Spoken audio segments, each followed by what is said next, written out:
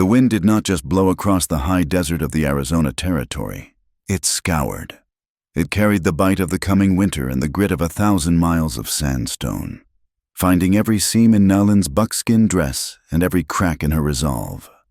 She walked because stopping meant freezing, and freezing meant the soldiers would find her body in the morning, stiff and dusted with frost. It was late autumn in the 1870s, a time when the sun gave up its heat early in the day, leaving the land to the mercy of the long, violet shadows. Nellyn moved with the gait of a hunted thing, favoring her left leg. Her moccasins, once sturdy deerskin, were worn through at the heel and ball of the foot. Every step on the scree and hard-packed earth sent a fresh jolt of pain up her shin, where a jagged tear in the leather revealed skin scraped raw and blooming with the heat of infection. She clutched a blanket that was little more than a rag, the wool matted and smelling of wood smoke and old fear. Earlier that day, the sun had been high and blinding when the crack of rifles had shattered the silence of the canyon. She remembered the sound of the bullets whining off the rocks, the shouting of men who sounded too cheerful for the grim work of killing. She had scrambled up a shale slope, sliding back 2 feet for every 3 she gained, until she crested the ridge and dropped into the dry wash on the other side. They had not followed her up the ridge. They were lazy, or perhaps they were just tired of the chase, content to let the desert finish what their lead had started. But the sound of them, the heavy thud of shod hooves, the clatter of canteens, the rough laughter, still rang in her ears like a fever dream. Nellyn stopped by a twisted mesquite tree, leaning her weight against its rough bark to catch her breath. Her throat was parched, coated with dust. She looked back the way she had come. The horizon was a bruised line of purple and gray, the light failing fast. There were no fires behind her, no dust trails of pursuit. But she knew better than to trust the empty land. To her right, a mile or so across the broken ground, she saw a shape that did not belong to the rocks or the scrub. It was the sharp, unnatural angle of a roofline, a chimney, a faint wisp of smoke struggling against the wind. A ranch. She stiffened, her hand going instinctively to the small knife sheathed at her waist. It was a white man's house. In her mind, the image was synonymous with death. She closed her eyes and saw the faces of the ranchers who had driven her people away from the sweet water springs 3 summers ago. She saw the soldiers who had come after, the ones who had tied the men and boys in a line. She saw her younger brother, his face still round with baby fat, lying face down in a dry wash, his back a ruin of red. To walk toward that house was to walk into the den of the wolf, but the wind gusted, harder this time, cutting through her thin layers. The temperature was dropping with the speed of a falling stone. If she stayed in the open tonight, with no fire and no shelter, the cold would seep into her bones until her heart simply stopped beating. She looked at the faint light flickering in the window of the distant cabin. It was a small, yellow promise of warmth. She debated the choice in the silence of her own mind. To die by the cold was a quiet death, a sleeping death. To die by the hand of a white man was a violence she had spent years running from. But there was a fire in that house. There might be water. Nellyn pushed herself off the tree, her survival instinct, honed sharp by years of loss, made the decision for her. She would go to the ranch. She would not beg, and she would not cower.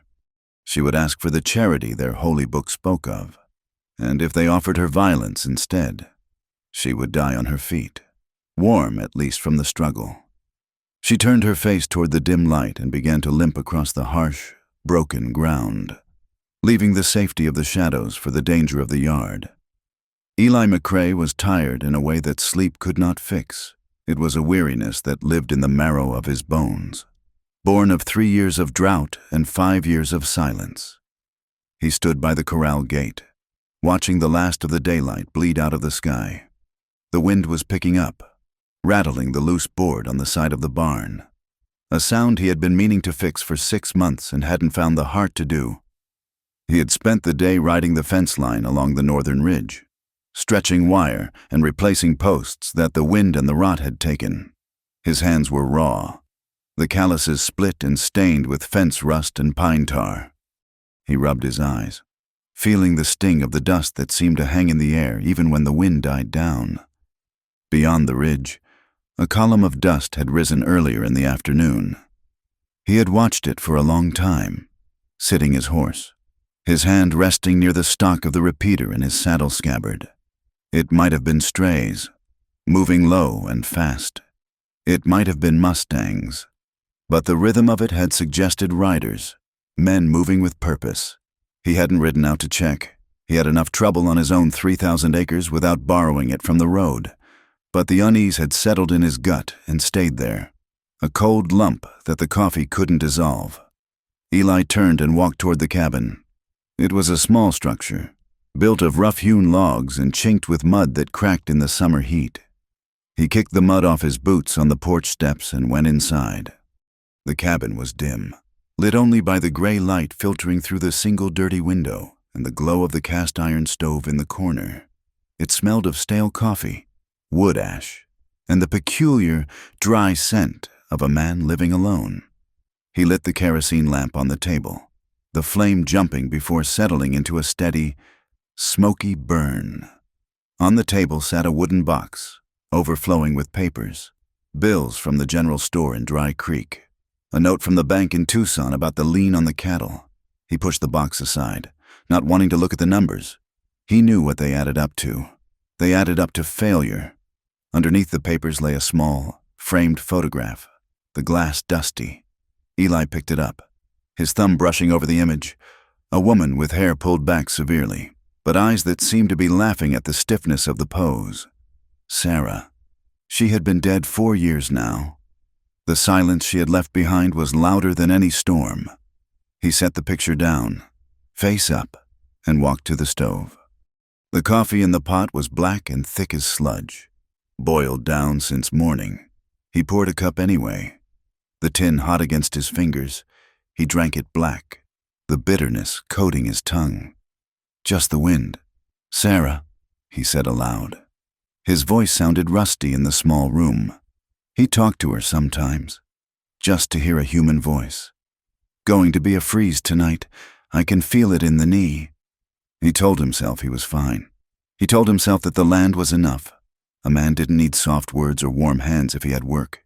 He had the cattle, poor and thin as they were. He had the fence. He had the ghosts of the life he used to have.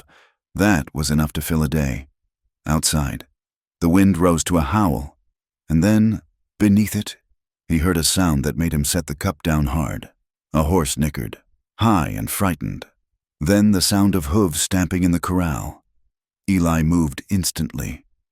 He blew out the lamp, plunging the room into darkness, and grabbed the Henry rifle leaning by the door. He levered around into the chamber, the mechanical click loud in the silence. He moved to the window, peering out through the grime. Nothing but shifting shadows and the swaying mesquite.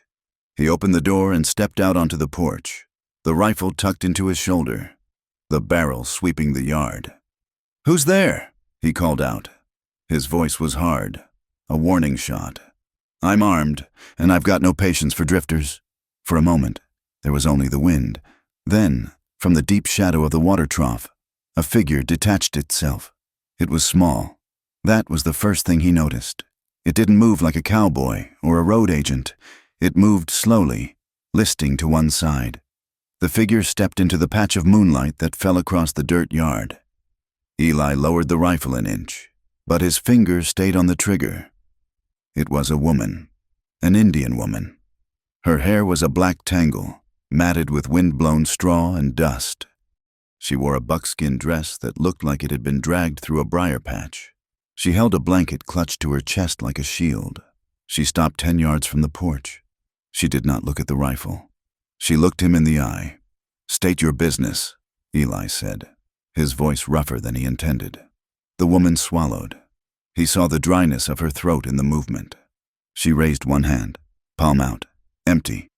"I just need a place tonight," she said. Her English was broken, the vowels flattened and hard. "I will go at sun." She stood tall, her chin lifted. She was trying to look dangerous, or at least proud. But Eli saw the way her legs were trembling. He saw the dark stain on her calf where the moccasin was cut. He saw the hollowness in her cheeks that spoke of days without food. He looked past her, scanning the darkness for others. Apache. If there was one, there were usually a dozen. "You alone?" he asked. "Alone," she said. "No others." Eli looked back at her. She was shivering now, violent tremors that she couldn't suppress. He saw the glint of a knife handle at her belt, small and wicked. His mind raced, calculating the cost of this intrusion. If she was here, the army might be behind her. If Sergeant Collins or his boys found an Apache woman on the McCrae ranch, they wouldn't ask questions before they burned his barn. The neighbors in Dry Creek already thought Eli was strange. A recluse who didn't go to church and didn't hate the natives with enough volume to satisfy them. Harboring her would be social suicide, maybe literal suicide. And yet, he looked at the blood drying on her leg. He looked at the exhaustion etched into the lines of her face. She was a human being, standing on the edge of collapse. He remembered the time he had been lost in the Dragoon Mountains, out of water, and how he would have given his soul for a stranger to offer him a cup. He lowered the rifle fully, resting the butt against his hip. But he didn't step aside to let her in the door. "You can't stay in the house," he said. The words tasted like ash. It was the decent thing to protect his home, wasn't it? A white man didn't let a stranger, an Apache stranger, sleep under his roof. That was the rule. The woman's face didn't change, but her shoulders slumped a fraction of an inch. A flicker of something passed through her eyes, relief that he hadn't shot her, mixed with the stinging humiliation of being treated like a dog. "The barn," Eli said, pointing with his chin toward the structure across the yard. "It's dry, plenty of hay. You stay out of sight. You don't strike a light, and you're gone before the sun hits the fence posts. You understand?" Nayland looked at the barn. It was dark, a gaping maw in the night, but it was shelter. It was walls against the wind.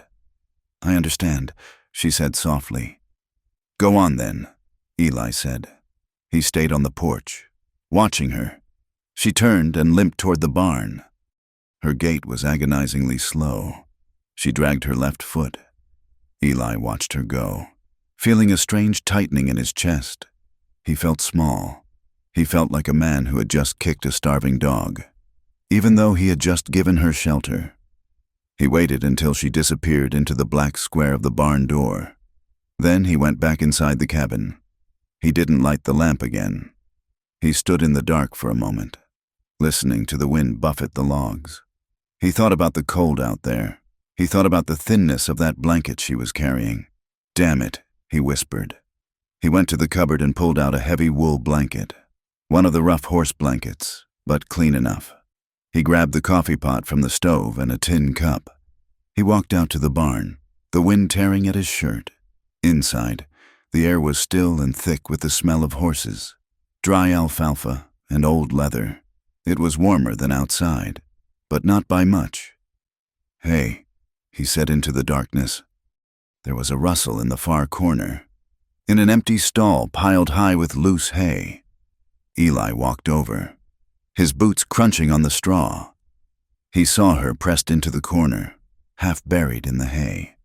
Her eyes caught the little light coming from the open door. They were wide, feral, watching his hands. He stopped 5 feet away. He set the coffee pot and the cup on an overturned crate. He placed the folded blanket next to it. "Coffee," he said, "and something for the cold." He didn't step closer. He didn't want to spook her. He poured a cup, the steam rising in a gray plume. Nayland watched him. She saw the hesitation in his posture.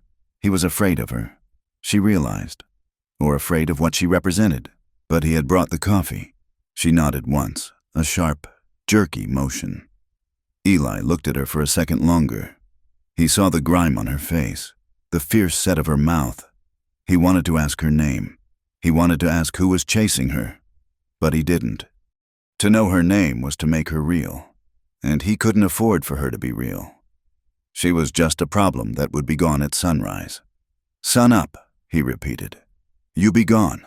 He turned and walked out, closing the heavy barn door behind him, leaving her in the gloom. The storm broke an hour later. It wasn't rain.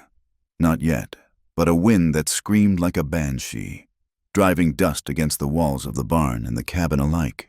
In the barn, Nayland curled into a ball beneath the hay. She had wrapped herself in the horse blanket Eli had brought. It scratched her skin, rough and heavy, but the warmth of it was a mercy she hadn't expected. She drank the coffee until the grounds grit between her teeth. The caffeine made her heart hammer, but the heat spread through her chest, unknotting muscles that had been tight for days. She could not sleep. The pain in her leg was a steady, throbbing rhythm, pulsing in time with her heartbeat. Every time she closed her eyes, the darkness of the barn transformed into the darkness of the canyon. She saw the flash of the blue uniforms. She smelled the gunpowder. She heard the wet thud of bullets striking flesh. She thought of the rancher, the man with the sad eyes and the scar on his jaw. He had held the rifle like he knew how to use it, but his hands had been gentle when he set the cup down. He was a contradiction. A white man with a conscience was a dangerous thing. They were unpredictable. A cruel man you could understand. A kind man might turn you in for your own good. In the cabin, 50 yards away, Eli lay on his narrow bed, staring at the ceiling beams. He had checked the door 3 times to make sure it was barred. He had placed the Henry rifle next to the bed. He couldn't sleep either. The wind sounded like voices. It sounded like the wailing of women. He turned on his side, punching the pillow. His mind drifted back 7 years. He wasn't a rancher then. He was a drifter, hungry and young, who had signed on as a scout for the 3rd Cavalry because the pay was $20 a month and rations. He remembered the heat of the Dragoon Mountains. He remembered the lieutenant, a man with a mustache waxed to points, asking him if he knew the trails to the watering holes. Eli had known. He had pointed the way. He hadn't ridden into the camp with them. He had stayed back with the supply wagons, but he had heard the shots. He had seen the smoke rising. He had told himself it was war. He had told himself that if he hadn't shown them the way, someone else would have. But the guilt had never left. It sat in his chest, heavy as a stone. And now, there was an Apache woman in his barn, bleeding. It felt like a reckoning. The wind howled, rattling the window pane. Sometime after midnight, the exhaustion finally dragged Nalin under. But it wasn't a peaceful sleep. It was a black pit filled with images. She was running. Her feet were heavy, stuck in mud. Behind her, the soldiers were laughing. She looked down at her arms and saw they were covered in blood. But it wasn't her blood. It was her brother's. She tried to wipe it off, but it wouldn't come off. The soldiers were closer now. She could feel their breath on her neck. She opened her mouth to scream, to warn her family, to beg the spirits for help. No! The scream tore out of her throat, sharp and ragged. In the cabin, Eli bolted upright. The sound had cut through the wind and the logs. It was a sound of pure terror. He didn't think. He grabbed his trousers and pulled them on, shoving his feet into his boots. He didn't take the rifle this time. He took the lantern, lighting it with shaking hands. He ran out into the yard, the wind nearly blowing the lantern out. He shoved the barn door open. "Hey!" he shouted. "What is it?" Nayland was thrashing in the hay, the blanket tangled around her legs. She was sobbing, a low, keening sound that made the hair on Eli's arms stand up. "No, no, no!" she moaned, her eyes wide open but seeing nothing in the barn. She was seeing ghosts. Eli froze. He should leave. He should turn around and go back to his warm bed. This wasn't his nightmare, but he saw the way she was shaking. It was the shaking of a person who was freezing to death from the inside out. He walked over to the stall. "Wake up," he said, his voice firm but not loud. "You're safe. You're in the barn."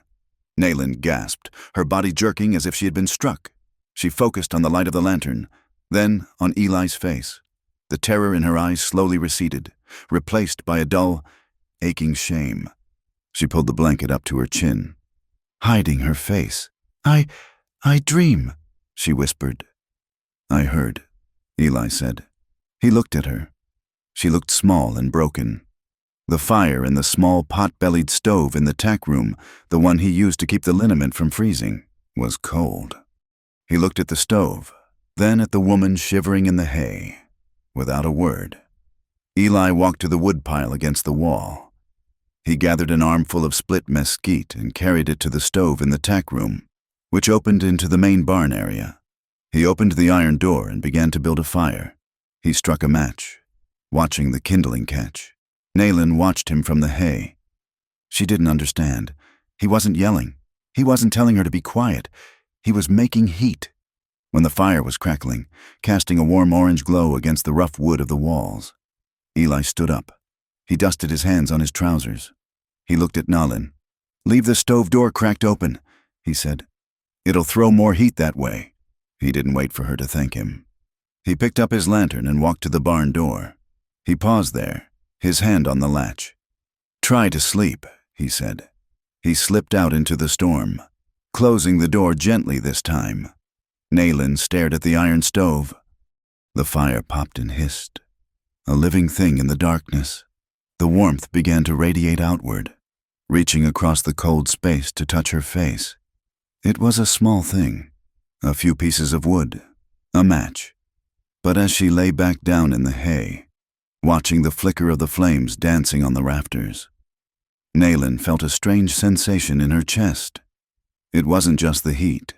It was the realization that for the first time in years, someone had heard her scream and had come not to hurt her, but to light a fire. She closed her eyes, and this time, the darkness was just darkness. Dawn broke over the Arizona territory with the color of a bruise, purple turning to a hard, unforgiving gray.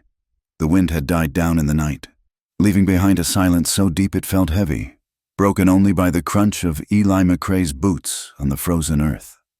Frost rimmed the water trough, a delicate lace of ice that would be gone within the hour.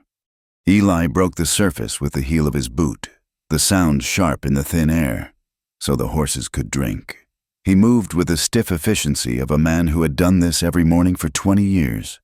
He tossed a flake of hay to the bay mare, checked the cinch on his saddle, and ran a hand down the animal's neck. He was ready to work.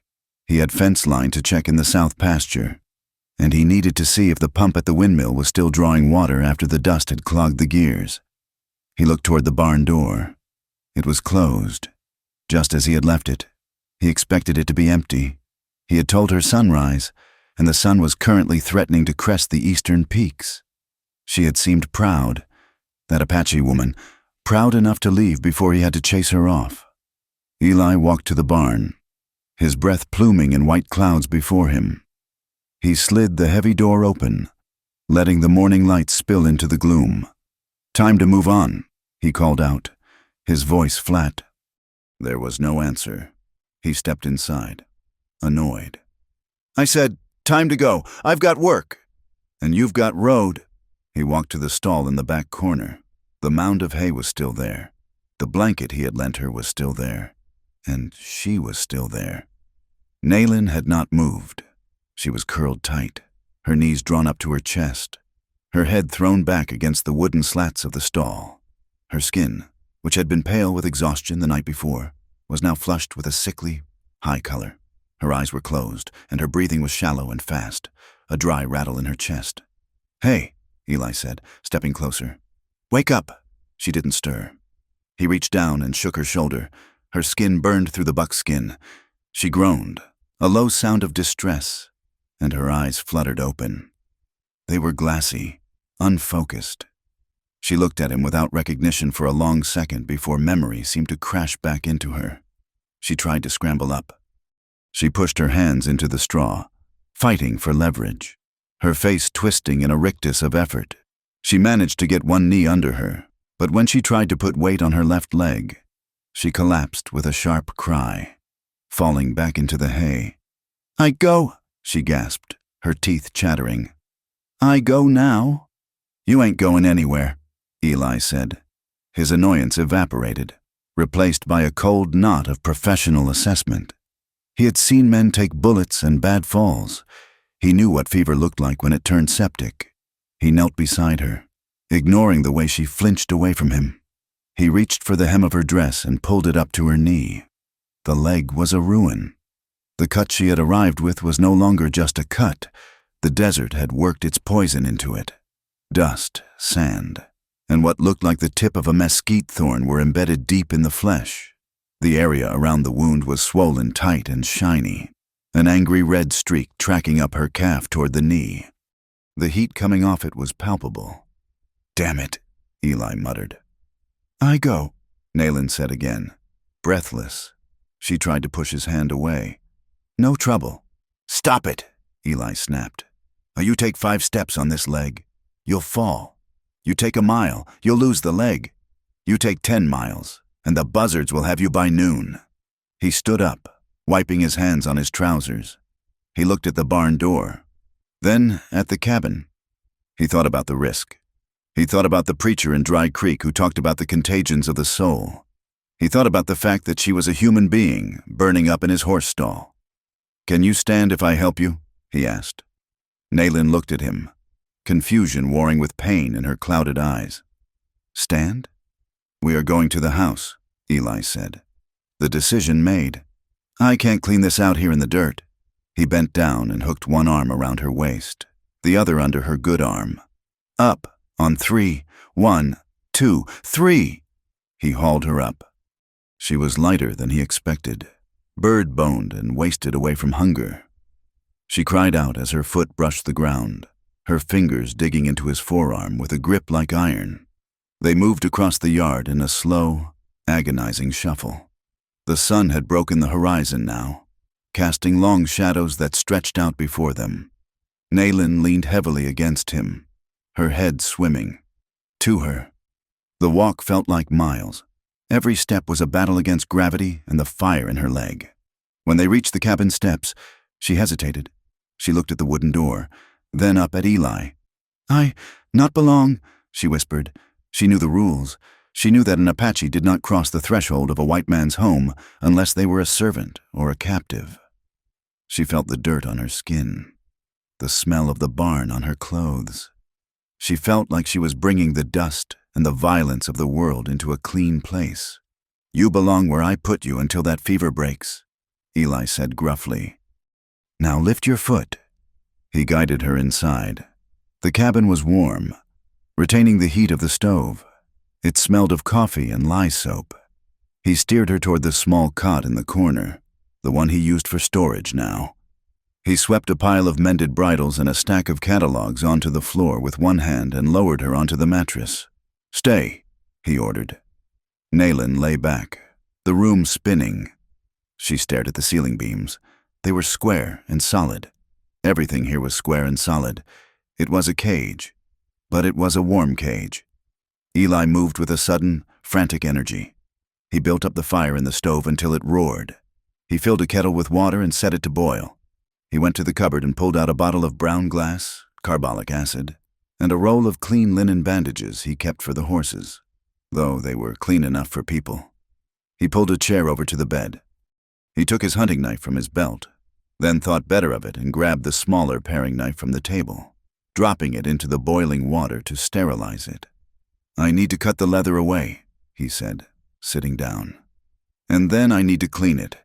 It is going to hurt." Nayland nodded. She did not look at him. She stared at a knot in the wood of the ceiling. "Do it." Eli reached out. His hands were large, scarred from barbed wire and rope, the knuckles swollen with work. He touched her calf. The skin was burning hot. He felt a tremor run through her muscle, a vibration of pure fear, but she didn't pull away. He inserted the tip of the knife under the lacing of her moccasin and cut. He peeled the leather away, then carefully slit the hem of the buckskin dress up to the knee to expose the wound fully. The smell of infection hit him, a sweet, rotting scent that made his stomach turn. The wound was deep, jagged, and packed with grit. "I'm going to wash it first," he said. He soaked a rag in the hot water and carbolic. He pressed it to the wound. Nayland's entire body went rigid. Her back arched off the mattress. Her hands gripped the edges of the cot so hard her knuckles turned white. Her jaw clamped shut with an audible click, but she did not make a sound. She refused to give him her pain. Eli worked quickly, his face grim. He scrubbed the dirt away. He used the tip of the knife to dig out the mesquite thorn and the bits of gravel. Blood welled up, fresh and red, washing away the pus. As he worked, his eyes traveled up her arm, which was bared where the sleeve had slipped. He paused. There were scars there. Not the accidental scrapes of living on the land. These were deliberate. A thick, glossy burn mark encircled her wrist. A rope burn, old and deep. Higher up, on her forearm, was a straight, pale line where a knife had sliced deep enough to sever muscle. He felt a tightening in his chest, a sudden, hot flare of anger that surprised him. He knew what those marks meant. Someone had tied her up. Someone had cut her. She was young, perhaps 25, but her skin carried the history of a war she hadn't started. He looked at her face. Her eyes were squeezed shut, tears leaking from the corners, tracking through the dust on her cheeks. She was enduring him just as she had endured the rope and the knife. "Almost done," he said, his voice softer than before. He poured the last of the carbolic over the wound. She hissed through her teeth, a sharp intake of breath. He quickly wrapped the leg in the linen strips, winding them tight to stop the bleeding and support the muscle. "There," he said. He tied off the bandage. Naylin exhaled, a long, shuddering breath. She opened her eyes. They were wet, but clear. She looked at the bandage, white and stark against her dark skin. And then she looked at Eli. She studied him. She saw the deep lines etched around his mouth, the way his shoulders slumped now that the task was done. She saw the scar that ran along his jawline, a jagged white ridge that disappeared into his beard. "You have been cut too," she said. Her voice was a rasp. Eli touched his jaw reflexively. "Long time ago, Apache Lance, down near the border." The admission hung in the air between them. He had been wounded by her people. She had been wounded by his, and yet his hands, rough as bark, had just cleaned the poison from her blood. "Why?" she asked. "Why what?" Eli stood up, gathering the bloody rags. "Why you help? I am enemy." Eli paused. He looked at the photograph of Sarah on the table, then back at the woman on the bed. "You're a woman with a bad leg in my house," he said, his tone closing the door on any deeper sentiment. "And I don't let things die on my land if I can help it. Not cattle, not horses, and not people." He turned away to dump the bloody water outside. Naylin watched him go, her leg throbbing with a clean, sharp pain that was better than the dull ache of the rot. She touched the bandage. It was tight. It was secure. The fever broke 2 days later, leaving Naylin weak but clear-headed. A grudging routine began to form in the small cabin. A dance of two people trying to occupy a space meant for one without touching. Eli insisted she rest. He was tyrannical about it, pointing a finger at the chair whenever she tried to stand. But nature demanded movement. When she needed to use the outhouse, she would slide off the bed, clutching the table for support. "Sit down," Eli would bark, coming in from the porch. "I have needs," she would say, lifting her chin, grumbling, cursing under his breath about stubborn women. He would offer his shoulder. She would lean on him, her small frame dwarfed by his bulk. They would walk the 20 yards to the privy in awkward silence, their hips bumping, the heat of their bodies a startling intrusion in the cold air. He would wait outside, back turned, staring at the horizon until she emerged, pale and exhausted. Naylin hated the dependence. It tasted like bile in her throat. She had been raised to run, to carry loads, to be useful. To be an invalid in the house of a white stranger was a humiliation she struggled to swallow. So she fought back with work. When Eli was out checking the herd, she would drag herself out of the chair. She found a broom and swept the dust from the floorboards until they shone. She washed the dishes, balancing on her good leg, scrubbing the tin plates until her reflection looked back at her. Eli would come home in the evening, smelling of horse sweat and cold wind. To find the cabin ordered and the coffee pot full, he would scowl. Looking at her leg, "You been on that foot?" he would accuse. "The floor was dirty," she would reply, sitting by the stove, hands folded in her lap. "I like the dirt." He would lie, but he would drink the coffee. And she saw the way his shoulders relaxed. He was relieved. He was a man who had been drowning in loneliness and chores. And she was in her small way, helping him swim. But the truce was fragile. On the fourth afternoon, the sky turned a leaden gray, promising snow. Eli had ridden out to the far pasture to check on a calf that had been separated from its mother. He was gone longer than usual. Naylin was alone. The fire in the stove had burned down to embers. The wood box was empty. She felt the chill creeping into the room, and with it, the fear. Cold meant death. Cold meant the night she lost her brother. She couldn't wait for Eli. She grabbed her shawl and limped out the back door. The axe was leaning against the chopping block. It was a heavy, double-bitted tool, the handle smooth from Eli's grip. She picked it up. It was heavier than she expected. Her balance was off. She set a piece of mesquite on the block. She raised the axe, gritting her teeth against the pain in her leg. She swung. Her bad leg buckled. The axe twisted in her hands, coming down at a wild angle. It missed the wood, the heavy steel head slamming into the dirt an inch from her good foot. She fell hard, hitting her shoulder against the chopping block, the breath knocked out of her. "What in God's name do you think you're doing?" The shout was a thunderclap. Eli was there, vaulting off his horse before it had even stopped moving. He ran to her, his face white with panic that looked exactly like rage. He grabbed the axe and threw it aside, then hauled her up by her arms, shaking her slightly. "Are you trying to kill yourself? Is that it? You want to bleed out in the dirt so I have to bury you?" Naylin shoved him back, her own anger flaring hot to match his. "I needed wood. The fire was dead." "So you wait," Eli roared. "You wait for the man with two good legs to do it." "I do not wait," Naylin screamed back. "I am not a child. I am not a prisoner. I do not sit and rot while you ride away." She stood there, heaving, her hair falling in her face. The bandage on her leg was stained with fresh dust. Eli stared at her. His chest was heaving too.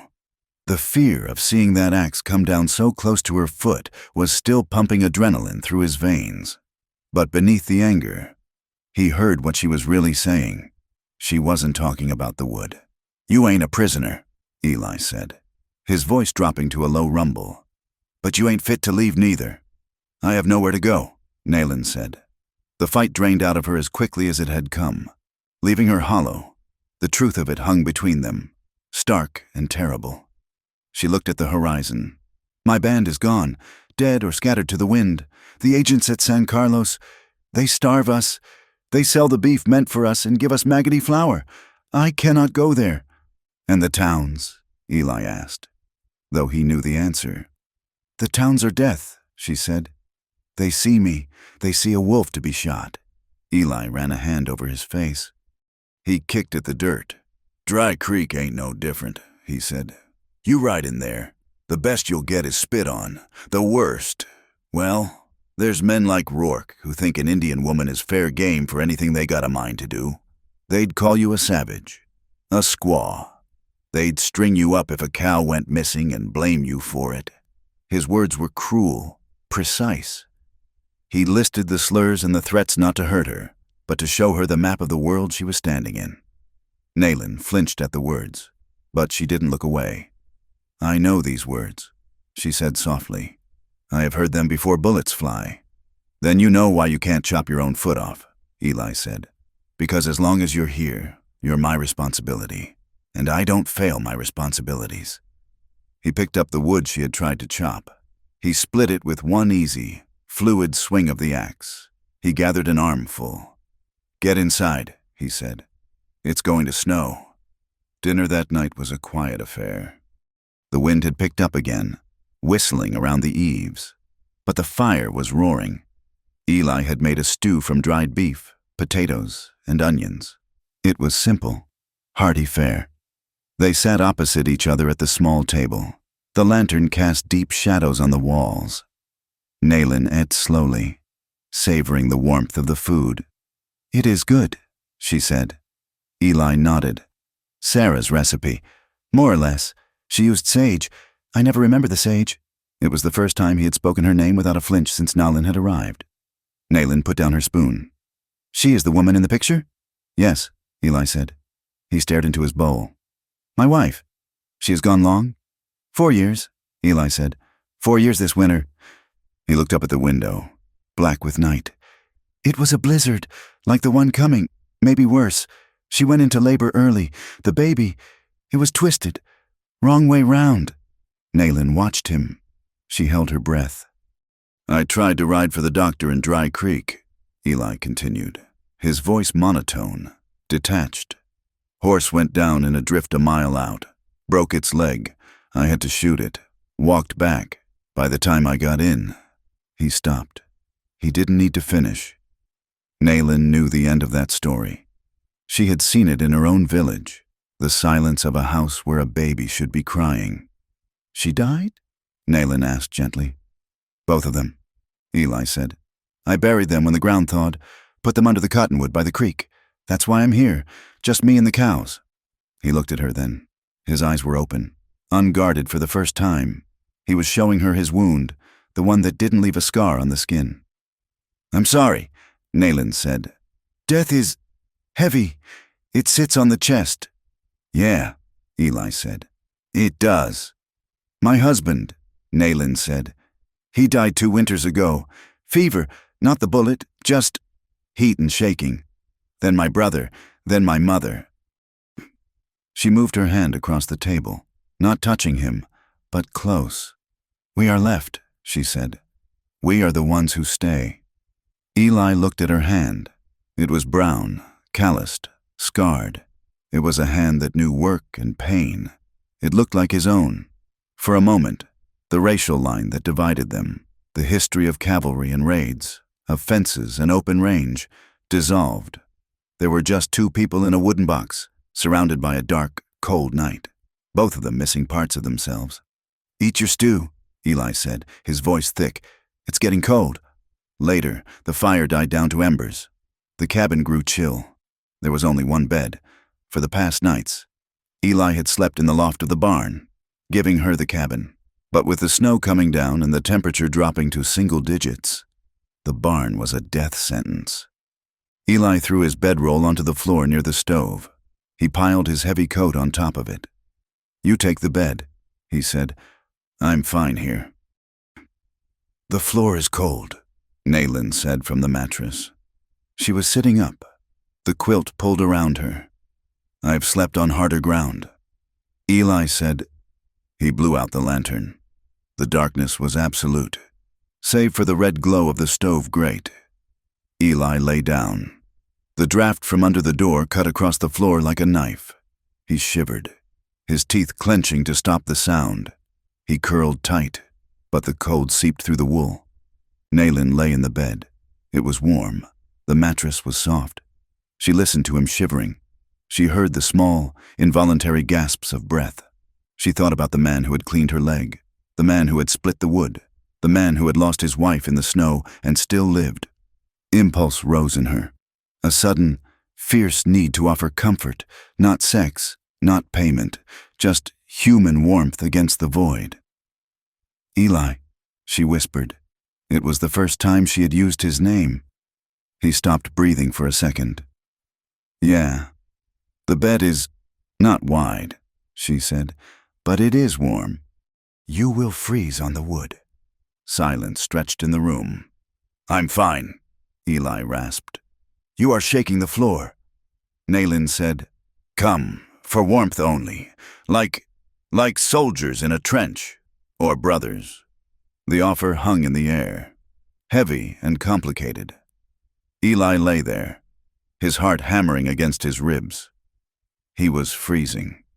Yes, but the thought of getting into that bed, of lying next to her, of feeling the heat of her body, it terrified him more than the cold. He was a man. He hadn't touched a woman in 4 years. And she was not just a woman. She was Nalin. She was fierce and broken and beautiful in a way that made his throat ache. If he got into that bed, he didn't know if he could keep the promise of warmth only.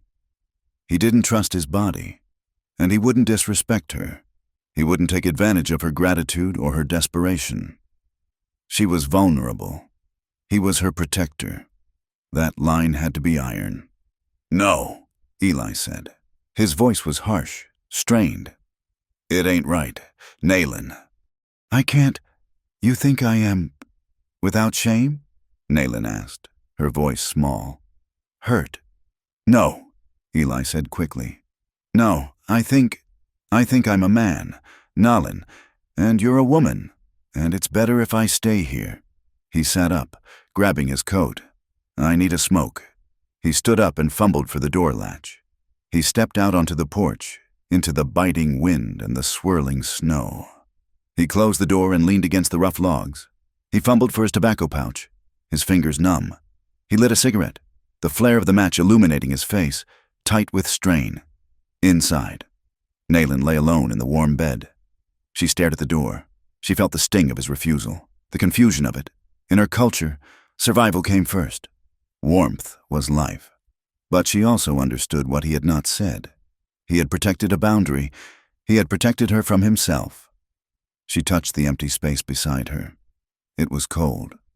She pulled the quilt up to her chin, listening to the wind, and realized with a jolt that she wasn't just puzzled. She was disappointed, and that frightened her more than the soldiers ever had. The winter sun in the Arizona Territory was a deceptive thing. It looked bright enough to scorch the earth, but the air that came with it carried teeth, biting through wool and buckskin alike. Nayland stood by the corral fence, the wind whipping loose strands of hair across her face. Her left leg still throbbed, a dull, rhythmic ache that reminded her of the infection she had survived. But the angry heat was gone, replaced by the itch of knitting flesh. She was not a woman who could sit still. The days of convalescence in Eli's cabin had been a different kind of torture, a stagnation that felt too much like death. Now, despite Eli's grumbling, she worked. She lifted a heavy coil of wire, wincing as her weight shifted onto her bad leg. But she did not stop. She moved with a determination that was half pride and half payment. She would not be a burden. She would not be the cripple in the corner. Eli was down by the creek, breaking ice for the cattle. Nayland turned her attention to the bay mare, a skittish animal with a white blaze on its nose that Eli had been threatening to sell because it spooked at its own shadow. The horse rolled its eyes, ears pinning back as Nalin approached. Easy, Nalin murmured. She did not use English. The horse did not know English. She spoke in the low, guttural tones of her own tongue, words that sounded like wind moving through pine needles. The hawk does not hunt you today, little one. The wind is just wind. She reached out a hand, palm flat. The mare snorted, stepping back, blowing mist into the cold air. Nayland stood frozen, her breathing slow and deep. She waited. Patience was a weapon she had honed over a lifetime. Slowly, the mare lowered its head, stepping forward to sniff at Nalin's palm. Nayland's fingers moved to the animal's wither, scratching the sweet spot that made the horse's lip tremble. From the ridge above the creek, Eli McCrae pulled his horse to a halt. He sat watching the scene in the yard below. The dust-laden sunrise was slanting over the Dragoon Mountains, painting the ranch in shades of copper and blood orange. He saw the Apache woman standing next to the bay mare, the horse that had nearly broken his arm 3 months ago. He saw the way the animal leaned into her, the tension draining out of its frame. Eli felt a strange sensation in his chest, something foreign and uncomfortable. It was pride. For 4 years, this place had been a graveyard. The fences stood, the cattle ate, and the seasons turned. But the ranch had been dead. It had been a machine kept running by a man who was just waiting to wear out. But now, looking down at the small figure in the buckskin dress he had helped her patch, the ranch seemed to breathe. There was movement. There was a rhythm that wasn't just his own heavy boot steps. She handles stock better than you do. Old man, he muttered to his own horse. He nudged his mount down the slope, the moment of softness vanishing behind his usual mask of stoicism. But as he rode into the yard, he noticed the woodpile was stacked high and the water barrel by the door was full. He told himself it was just practical. It was just an extra pair of hands, but he knew it was a lie. 2 days later, the flour barrel was empty, and the coffee tin contained only dust. "I'm going to town," Eli announced over a breakfast of corn mush that tasted of nothing. "Need wire? Need flour?" Nayland nodded, keeping her eyes on her bowl. I will water the garden. No, Eli said. He wiped his mouth with the back of his hand. You're coming with me. Nayland looked up, startled. To the town? To Dry Creek? You need boots, Eli said, pointing a spoon at her moccasins. Those things are falling off your feet. Winter is settling in hard.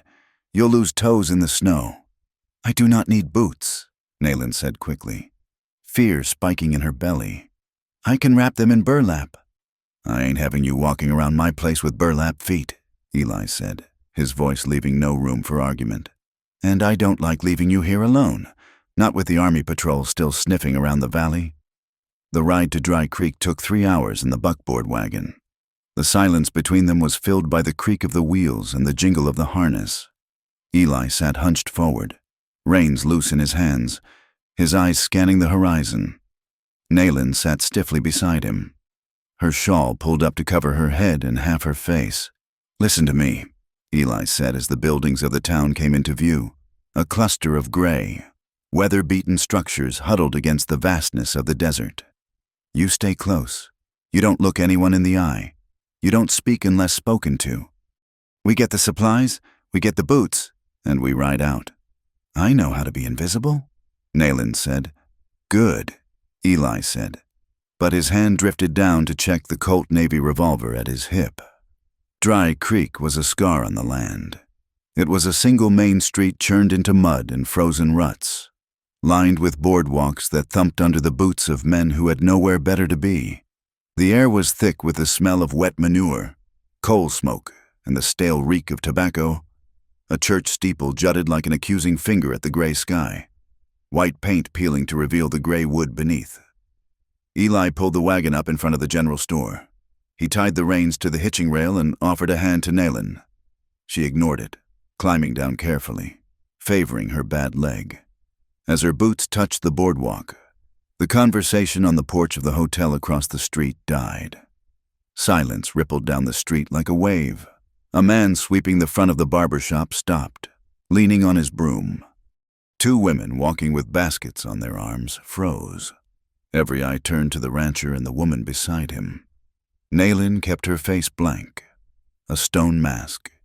She fixed her gaze on the buttons of Eli's coat, but inside, she shrank, her stomach twisted into a cold knot. She remembered this silence. It was the same silence that fell over a village when the scouts were spotted on the ridge. It was the silence before the screaming. A drunk stumbling out of the alleyway blinked blearily at them.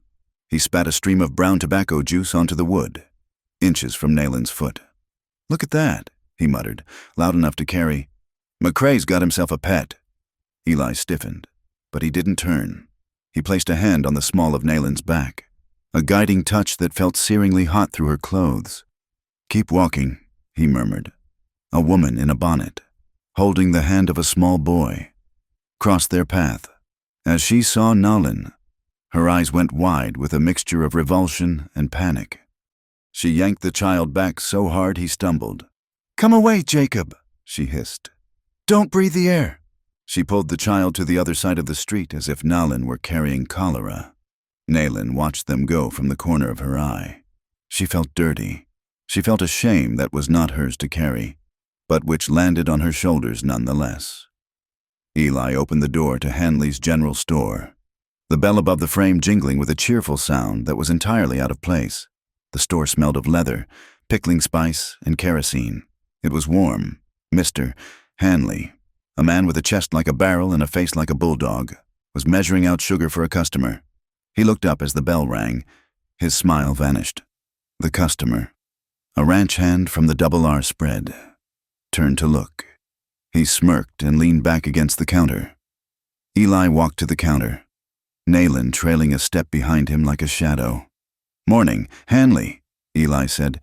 Need 50 pounds of flour, 20 pounds of beans, 10 of coffee, and I need a pair of boots. Size small. Hanley wiped his hands on his apron. He didn't look at the list Eli was reciting. He looked at Nayland. I can get you the flour, McCrae, Hanley said. His voice was heavy, flat. But she waits outside. Eli paused. Excuse me? You heard me, Hanley said. I don't have Indians in my store. Drives off the decent trade. She can wait in the alley with the dogs. The ranch hand at the counter chuckled. That's right. Don't want fleas in the flour. Naylin felt the blood drain from her face. She stepped back, her hand seeking the door handle. Eli, she whispered. I will go. Stay put, Eli said. His voice was low, but it had a vibration in it that made the ranch hand stop chuckling. Eli turned back to Hanley. He reached into his coat pocket and pulled out a leather pouch. It was heavy with silver dollars, money he had scraped together from selling off the last of the yearling calves. He dropped the pouch on the counter. It hit with a heavy thud. That's good silver, Eli said. It spends the same as any white man's money. She needs boots. Not in here, Hanley said, crossing his arms. I got a reputation. Eli, you want to shame yourself by keeping a squaw. That's your business. But don't bring it into my place of business. Eli looked at the pouch. He looked at Hanley's smug face. He looked at Naylin, who was staring at the floor, trying to make herself small enough to disappear. For the first time in years, the ice that had encased Eli's heart cracked. Fire poured through. He picked up the pouch. Then you won't get a damn cent of it, Eli said. Now, Eli, be reasonable, Hanley said, eyeing the money as it disappeared back into the coat. You need supplies. Nearest store is Tucson. I'd rather ride to hell and back than spend $1 here, Eli said. He turned to Naylin. Let's go. You walk out that door. McCrae, and you ain't welcome back. Hanley shouted, You're choosing a savage over your own kind. Eli stopped at the door. He looked back. I'm choosing decent company, which puts you out of the running. Hanley. He slammed the door behind them, the bell jangling violently. They stepped back out onto the boardwalk. The street seemed louder now. Or perhaps Eli's blood was just rushing in his ears. We have no flour, Naylin said quietly. We'll eat beef, Eli snapped. He was walking fast, angry at Hanley, angry at the town, angry at himself for subjecting her to this. They had to pass the saloon to get to the wagon. The swinging doors were propped open to let out the smoke. A group of men were lounging on the porch, leaning on the railing. In the center was Rourke.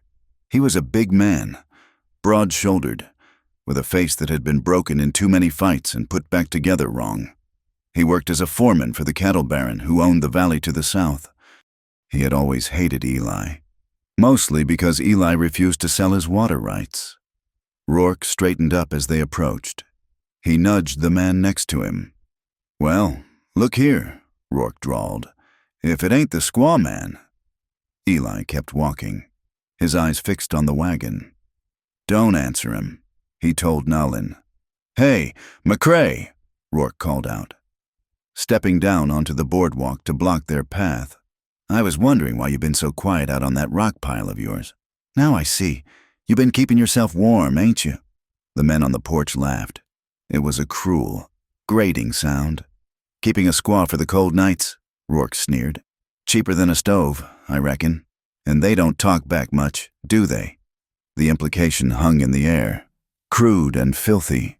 Rourke was telling the whole street that Naylin was a whore and Eli was a man without morals. Naylin stopped.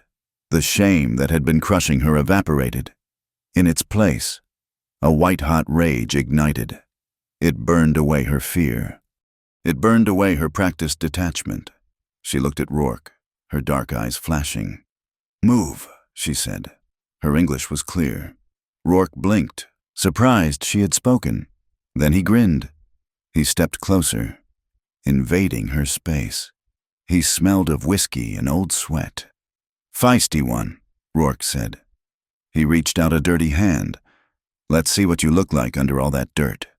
His fingers brushed a lock of hair that had escaped her shawl. The world seemed to slow down. Naylin flinched, her hand going to her knife. But she wasn't fast enough. Eli didn't shout. He didn't posture. He moved with the sudden, explosive violence of a man who has held back for too long. He dropped the sack of seed he had bought earlier. His left hand shot out, clamping around Rourke's wrist in a grip like a bear trap. He twisted. Hard. There was a sickening pop.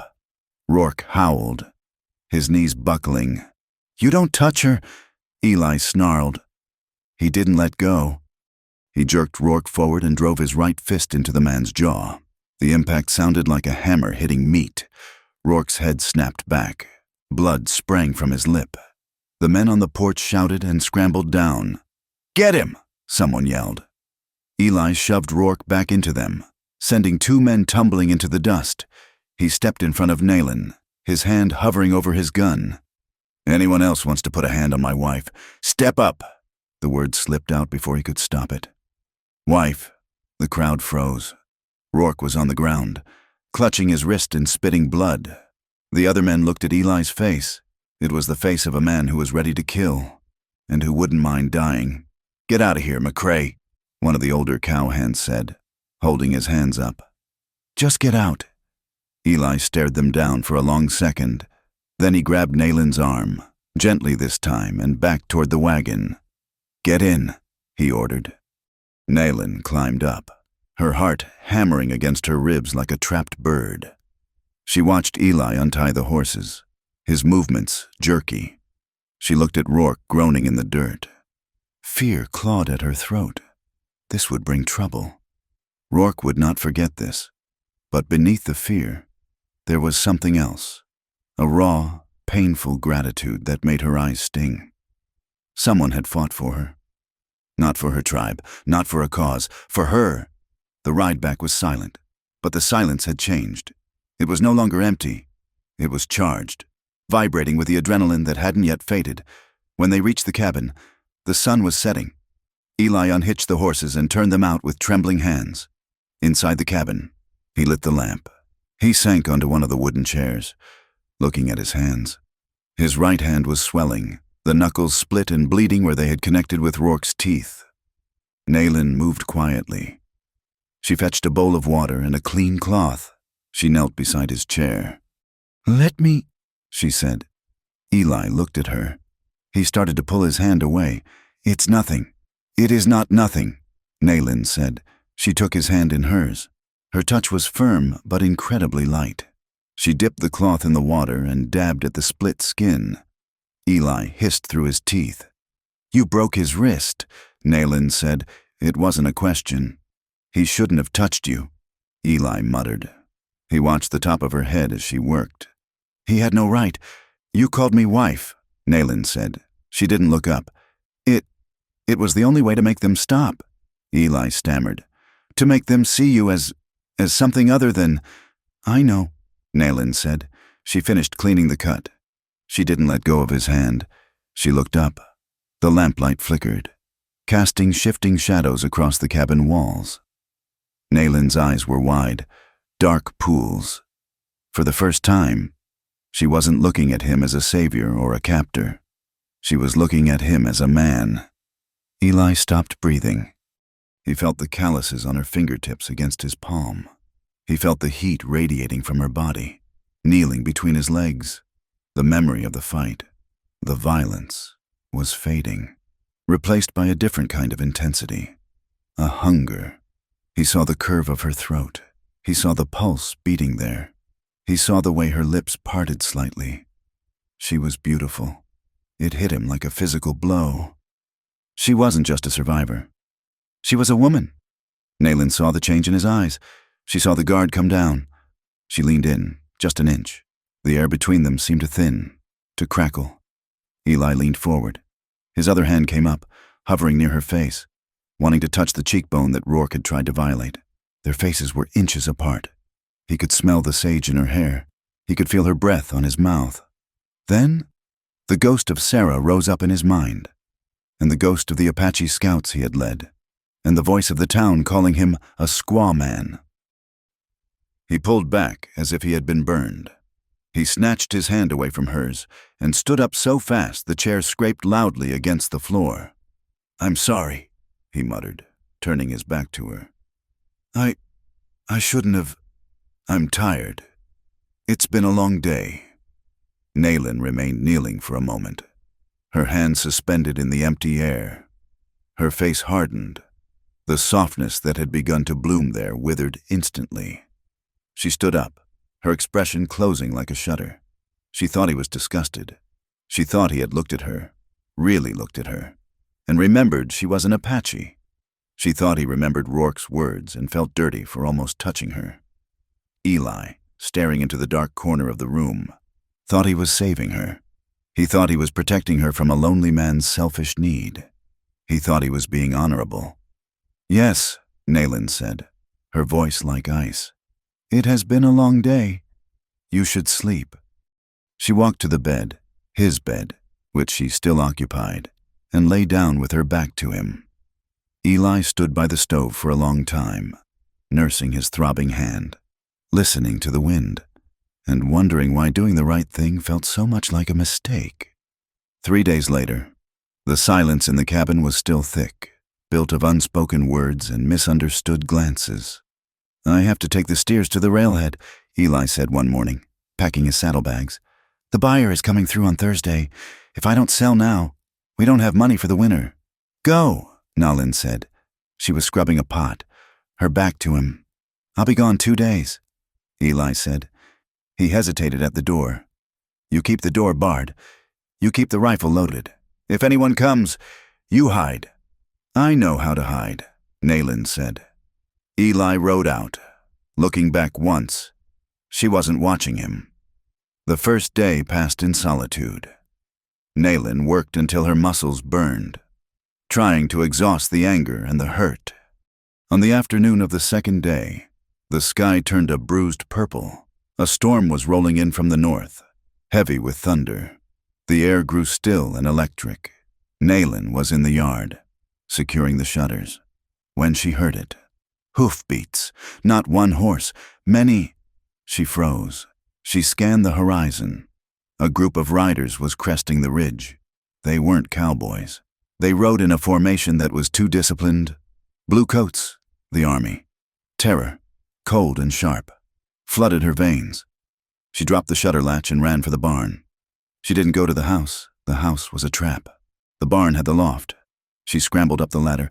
Ignoring the protest of her bad leg, she dove into the hay, burying herself deep, pulling the straw over her head until she was invisible. She clutched her knife to her chest, trying to silence her own breathing. The horses thundered into the yard. Men shouted, "House is empty! Sergeant!" a voice called out. "Check the barn!" a deep, gravelly voice ordered. "Check the sheds. If she's here, she's hiding." Boots slammed onto the wooden floorboards below. Nayland squeezed her eyes shut. She heard the clang of metal as someone kicked a bucket. "Nothing here but horses. Sergeant Collins," a soldier said from below. "Keep looking." The gravelly voice, Collins, said. He sounded close. He had walked into the barn. "This is McCrae's place. We tracked that sign to the creek. She crossed here. Maybe she kept moving," another voice suggested. "Apaches don't keep moving on a leg like that," Collins said. He spat. Nayland heard the wet sound of it hitting the wood. "She's vermin. Vermin find a hole." Nayland lay rigid. The name Collins scratched at her memory. But it was what he said next that made her blood turn to ice. "Reminds me of that canyon 2 years ago," Collins said, his voice echoing in the rafters. "Down near the border. We had them boxed in. Remember that Miller?" "Yes, Sergeant." "Little canyon. No way out." Collins chuckled. It was a dark, satisfied sound. Taught them a lesson that day. Men, women, didn't matter. They all bleed the same. Cleared the whole band out in an hour. Nayland stopped breathing. The canyon. 2 years ago. The box canyon with the red walls where the sun hit at noon. That was her canyon. That was her family. She saw it again in the darkness of the hay, the smoke, the confusion. Her mother pushing her toward the rocks. Her brother, running, then falling as if he had tripped. The back of his shirt exploding in red. This man, this voice below her. He was the one. McCrae used to be a good scout. Collins continued, pacing below. Led the 3rd right to their waterholes back in the day. Shame he went soft. If I find out he's harboring a hostile, I'll burn this barn down with him in it. "Storm's breaking. Sergeant," the soldier said. "We better find cover." "Right," Collins said. "Mount up. We'll circle back tomorrow. If she's here, we'll flush her out." The boots retreated. The command to mount was given. The horses galloped out of the yard. the sound fading into the rumbling thunder. Nayland lay in the hay for a long time after they were gone. The barn smelled of dust and horses, just as it had on her first night. But now, it smelled of something else. It smelled of tobacco and death. She pushed the hay away and sat up. She was shaking, but not from cold. She was shaking with a vibration that came from the center of her bones. They had been here. The monsters of her nightmares had walked on the floorboards below her. And Eli? Collins had said Eli was a scout, that he had led them to the waterholes. Nayland clutched the knife so hard the handle dug into her palm. She felt a sick, twisting sensation in her gut. Eli had told her he guided the cavalry. He had been honest about that, but to hear it from the mouth of the murderer, to know that Eli's past was tangled up with the man who had killed her brother. She climbed down the ladder, her legs numb. She stood in the center of the barn, looking at the boot prints in the dust. The storm broke outside, rain hammering against the roof like 1,000 fists. Nayland looked at the door. Could she stay here? Could she trust Eli to stand against men like Collins? Or was he, deep down, one of them, a white man who would eventually choose his own kind, just as Hanley had said? She gripped the knife. The world had narrowed down to a single question. When the wolves came back, and they would come back, would the rancher be the sheepdog, or would he open the gate? She didn't know the answer, and that terrified her more than the storm. The silence that greeted Eli McCrae upon his return to the ranch was not the peaceful quiet of the high desert. It was the suffocating stillness of a held breath. He rode into the yard just as the sun was beginning to dip behind the Dragoon Mountains, casting long, bruised shadows across the dust. He had sold the steers. The money, enough to carry them through the winter and buy seed for the spring, was tucked safely in his saddlebags. He had expected to feel relief. Instead, as he swung down from his horse, the hair on the back of his neck stood up. Nayland was not on the porch. She was not in the garden. "Nalin!" he called out, his voice cracking the silence. She appeared from around the corner of the cabin, carrying a basket of dried beans. She stopped dead when she saw him. She did not smile. She did not step forward to take the reins as she had done the week before. She stood rigid, her eyes darting past him to the horizon, scanning the empty land as if she expected the earth itself to split open and bleed soldiers. Eli tied his horse and walked toward her. "I'm back," he said, trying to keep his voice even. "Got a good price. We're set for flour and sugar." Nayland nodded, a sharp, jerky motion. "Good," she said. She didn't look at him. She looked at the barn, then quickly looked away, a flinch that didn't escape his notice. "What happened?" Eli asked, stopping 3 feet from her. "You look like you've seen a ghost." "No ghosts," Nayland said, clutching the basket until her knuckles turned the color of old bone. "Just wind." She brushed past him and went into the cabin. Eli watched her go, the unease in his gut turning into a cold, hard stone. She was terrified, and for the first time since he had found her, she was terrified of him. Over the next 2 days, the distance between them grew into a canyon. Nalin worked, because she knew no other way to be, but she moved like a hunted thing. If Eli dropped a piece of firewood, she jumped. If a coyote howled in the distance, she went to the window, her hand hovering near the knife at her belt. She avoided the barn entirely, leaving the horses to him, refusing to cross the threshold of the place that had been her sanctuary. Eli watched her, helplessness souring into frustration. He wanted to shake her, to tell her she was safe, but he knew that safety in this territory was a lie men told women to keep them quiet. It was on the 3rd evening that the dam broke. The sunset was violent, a smear of blood red and burnt orange that stained the sky from end to end. The light turned the dust in the air into a shimmering haze. Eli sat on the porch step, whittling a piece of cedar. Nayland sat in the rocking chair, her hands idle in her lap, staring at the red sky. "They were here," she said. Her voice was so quiet Eli almost missed it over the scrape of his knife. He stopped whittling. He didn't look up. "Who?" "The soldiers," she said.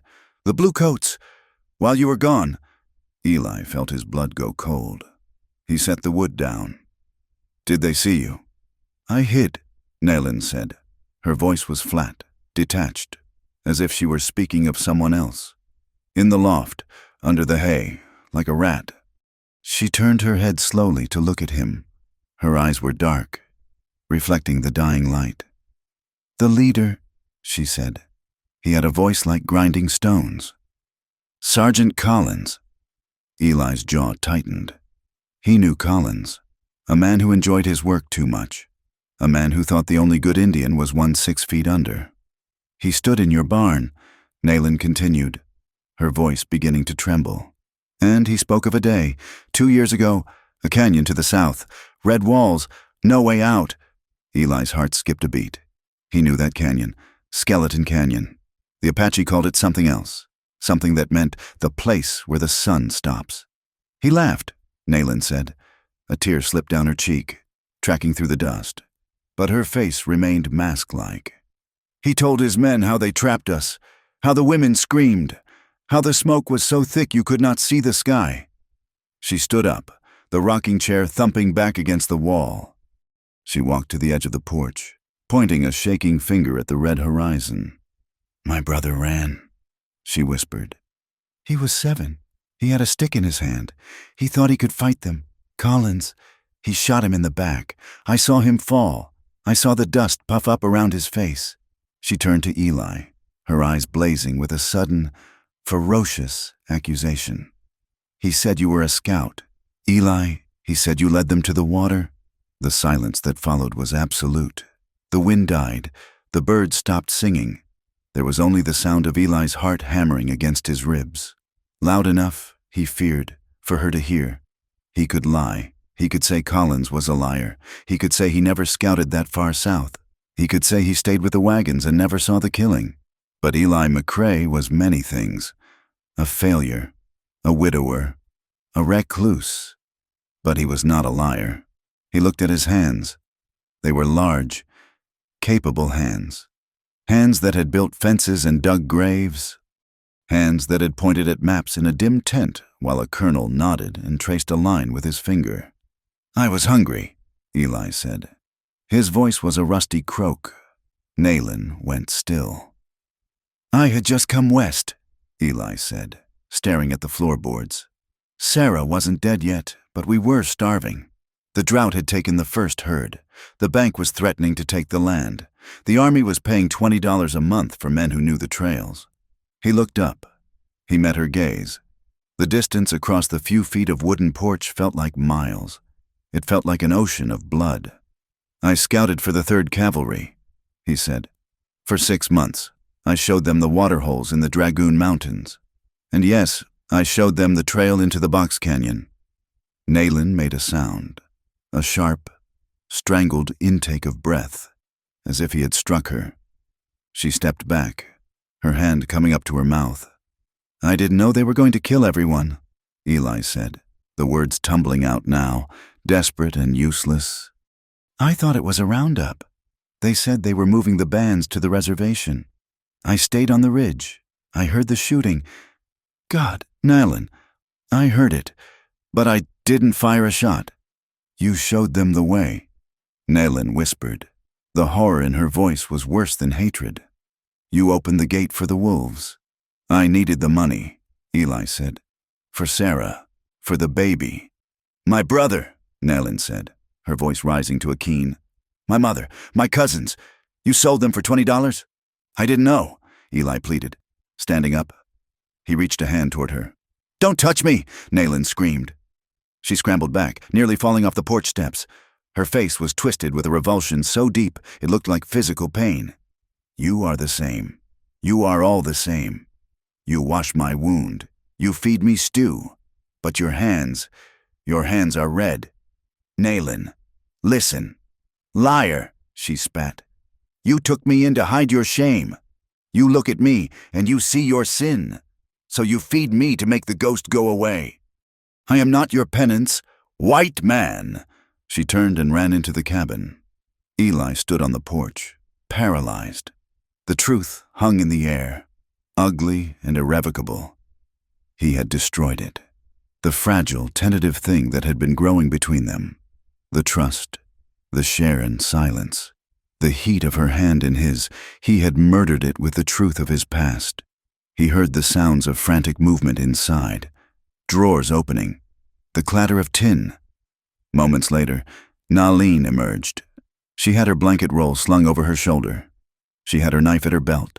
She was wearing the boots he had tried to buy her in town, the ones she had refused then, but took now because she knew she was walking into hell. She walked past him without looking at him.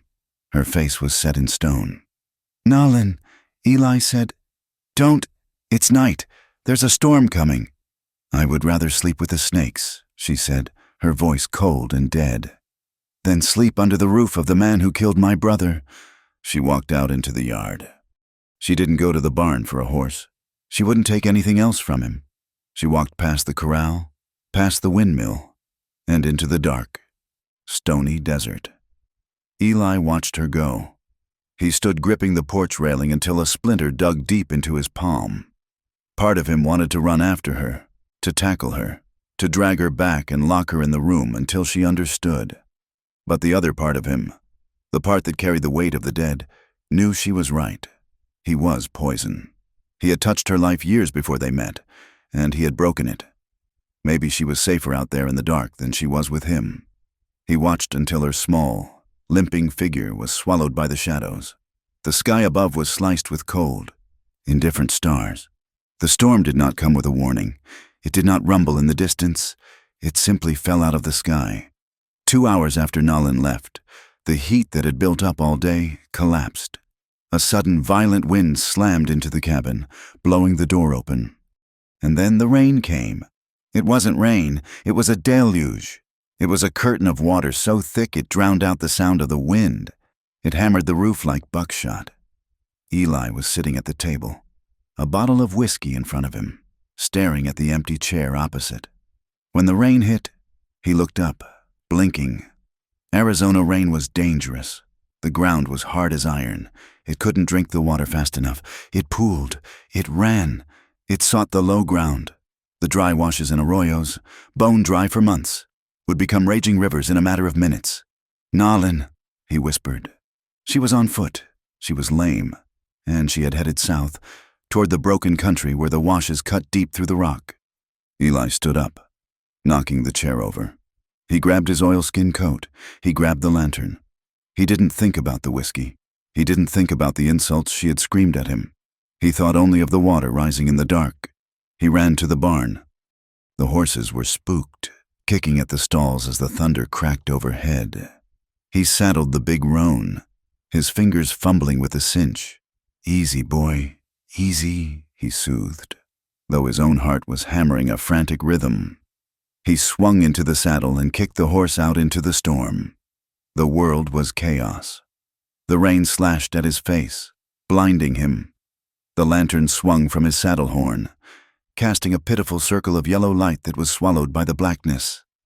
The roar of the water was already rising from the creek bed. Eli rode south, cutting for sign, though any tracks she had left would be washed away. He rode on instinct. He knew the land. He knew where a person on foot would try to cross. "Nalin!" he shouted, but the wind tore the name from his lips and threw it away. He rode for an hour, the horse slipping and stumbling in the mud. The roar grew louder. Ahead, the main arroyo, usually a sandy ditch, was a churning torrent of brown water, 50 feet wide and rising fast. Lightning split the sky, a jagged fork of white fire that illuminated the desert for a split second. And he saw her. She was a quarter-mile downstream. She had tried to cross and been caught. She was stranded on a pile of rocks in the middle of the flood, a dark, huddled shape clinging to a half-submerged mesquite bush. The water was tearing at her, white-capped waves crashing over her legs. "Nalin!" Eli spurred the roan. The horse balked, terrified of the noise, but Eli forced it forward, sliding down the muddy bank. He reached the edge of the water opposite her. The gap was 30 feet of death. The current was moving fast enough to crush a man against the rocks. "Eli!" He heard her voice, thin and terrified, piercing the roar. "Hold on!" he screamed. He knew the roan wouldn't make it across with him on its back. The water was too fast.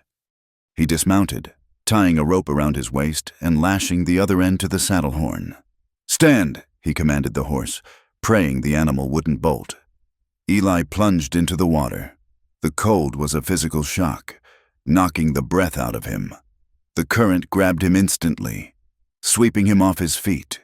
He thrashed, fighting for purchase on the bottom, mud and rocks tumbling around him.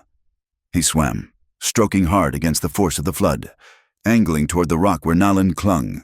He swallowed a mouthful of grit and water. He choked, spat, and kicked harder.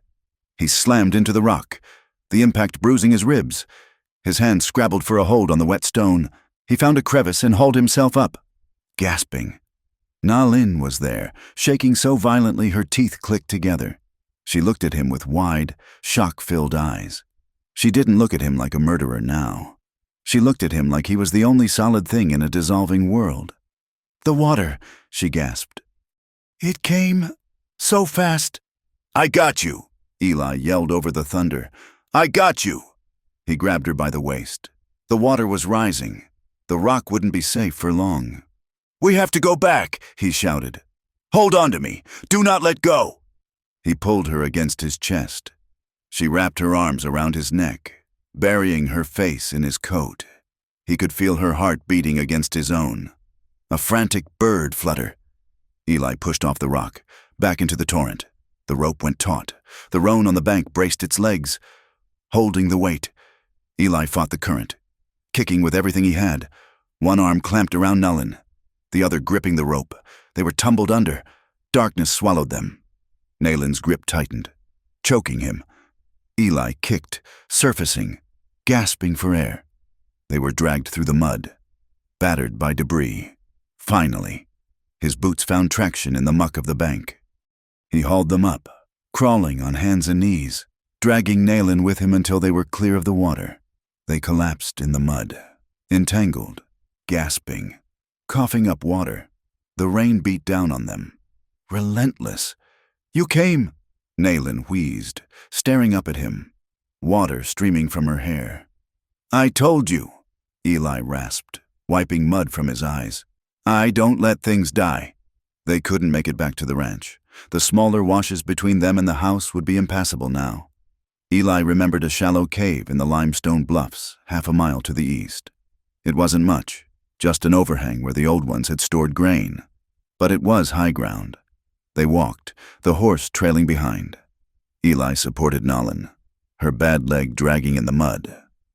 They were shivering uncontrollably by the time they reached the black mouth of the cave. It was dry inside, dusty, smelling of bat guano and ancient earth, but dry. They collapsed against the back wall.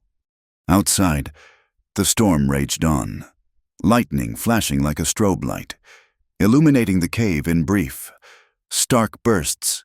"We need warmth," Eli chattered. "Hypothermia." He fumbled with his coat. It was soaked through, heavy and useless. He took it off. "Take off the wet things," he ordered. "The buckskin, it holds the cold." Nalin didn't argue. Survival was the only law left. She peeled off her soaked dress, her fingers numb and clumsy. She sat in her shift, a thin cotton garment that clung to her skin. Eli stripped down to his undershirt and trousers. They huddled together in the furthest corner of the cave. There was no wood for a fire. There was only body heat. Eli pulled her against him. He sat with his back to the wall, his legs spread, and pulled her back against his chest.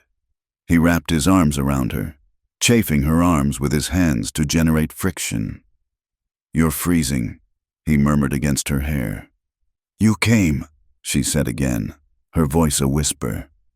"Why? I called you a killer." "You were right," Eli said. The confession was easier in the dark. "I did those things. Nalin, I can't undo them. I can't bring your brother back. I would give my right arm if I could, but I can't." He felt her stiffen, then slowly relax against him. The heat was beginning to build between them, a small pocket of life in the freezing night. "I'm tired," Nalin said. "I am tired of running. I am tired of hating." "Then stop," Eli said. He tightened his hold on her. Stop running. Stay. How can I? She turned in his arms, shifting so she could look at his face. In the flash of lightning, he saw her eyes were searching his. How can I look at you and not see the canyon? I don't know, Eli admitted. Maybe you can't. Maybe you'll always see it. But I'm asking you to look at me, too, the man who is here now. The man who needs you. The words hung in the air. Needs me? Nayland asked softly. I was dead before you came, Eli said. His voice was rough with emotion.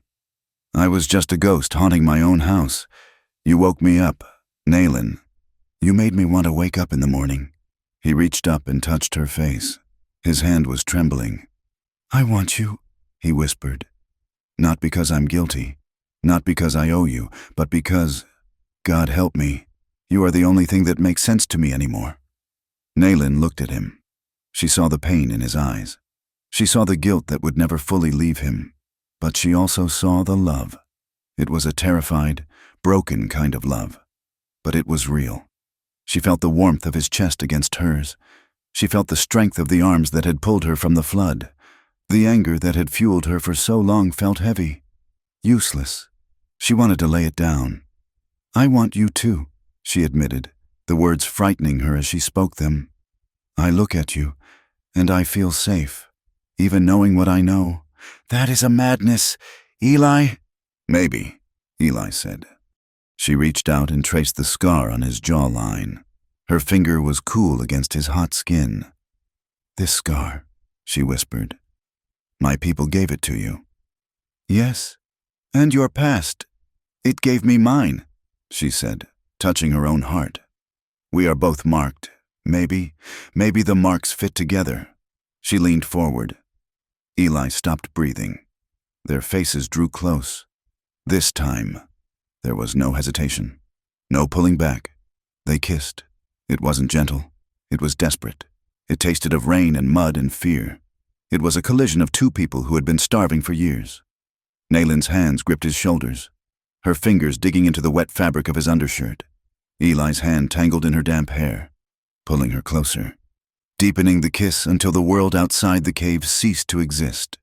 Heat flared between them, sudden and consuming. The friction of their bodies, pressed close for warmth, turned into a different kind of friction. Eli groaned low in his throat, his hand sliding down her back, pressing her hips against his. Nayland gasped against his mouth, her body arching into him. She wanted this. She wanted to be obliterated by him, to let the physical sensation drown out the memory of the canyon. Eli's hand moved to the hem of her shift. His fingers brushed the skin of her thigh, and then he stopped. He broke the kiss, tearing his mouth away from hers with a gasp. He rested his forehead against hers, his breathing ragged, his heart pounding like a drum. Eli? Nayland whispered, her voice hazy with desire. He held her there, his hands shaking on her waist. He closed his eyes. No, he rasped. Not like this. You don't want me, she asked, hurt flickering in her voice. I want you more than I want to breathe, Eli said fiercely. He pulled back enough to look her in the eyes. But not like this. Not while you're scared. Not while the storm is raging and you're clinging to me because I'm the only thing keeping you from drowning. He swallowed hard. If we do this, if we cross this line, I want it to be because you chose it. In the light, with a clear head. I won't take you out of desperation, Nayland. I won't add that to the list of things I've done to you. Nayland stared at him. She saw the restraint in his face. She saw the agony it cost him to stop. She realized then that he wasn't just a white man, and he wasn't just a scout. He was a man of honor, a man who would deny himself to preserve her dignity. She slumped against him, burying her face in his neck. The fire in her blood cooled, replaced by a slow, steady warmth that felt like a foundation. You are a stubborn man, Eli McCrae, she mumbled against his skin. Yeah, Eli breathed, wrapping his arms around her again, just holding her. I reckon I am. They huddled together in the dark, listening to the rain slowly begin to fade. The desire was still there, a live wire humming between them, but beneath it, something new had taken root, a seed of respect, a fragile, tentative trust that might, just might, be strong enough to survive the morning light. The sun rose over a land that looked as if it had been clawed open by a giant hand. The storm had passed, but its fury was written in the deep scars of new gullies that sliced through the pasture, the snarl of driftwood piled against the creek banks, and the fence posts that leaned like drunken men in the mud. Eli McCrae and Nayland rode into the yard on the exhausted roan. Two mud-splattered figures slumped with fatigue. They slid from the saddle, their legs buckling on the sodden earth. They were dirty, cold, and aching in every joint. But as their boots hit the ground, they did not move away from each other. They stood for a moment, shoulders brushing, bound by the silent memory of the cave. The heat of their bodies pressed together in the dark. The desperate taste of that kiss hung between them like a physical tether. "I'll see to the horse," Eli rasped, his voice raw from the night's shouting. "I will make coffee," Nayland said. She reached out and briefly touched his forearm. It was a small gesture, almost unconscious, but it sent a current through them both that had nothing to do with the cold. In the days that followed, the ranch demanded everything they had. The flood had scattered the herd into the high country and washed out a quarter-mile of fence line along the southern boundary. There was no time for long conversations or heavy silences. There was only work. They worked side by side, a rhythm forming that was as natural as breathing, under the sharp, unforgiving glare of the desert sun. They dug post holes in the rocky soil. In the chill of the early mornings, they rode out to gather the strays, Nayland moving with a grace on horseback that made Eli pause, wipe the sweat from his brow, and just watch her. The small gestures became their language. When they stopped at midday, Eli would uncap his canteen and pass it to her first, waiting until she drank before taking a sip himself. When a calf was stuck in a mud wallow, Nayland was off her horse before Eli could stop her, wading into the muck to shoulder the heavy, thrashing animal out, ignoring the ache in her bad leg until the job was done. And in the evenings, by the fire, their hands would brush as they passed a plate or a cup, a fleeting contact that lingered on the skin long after they pulled away. But the world outside their fence line was not so quiet. News traveled on the wind in the territory, and the wind brought word that Sergeant Collins had not left the valley. He was camped near the river crossing, ostensibly to round up strays, but everyone knew what that meant. He was hunting, and the town of Dry Creek was buzzing like a disturbed hornet's nest.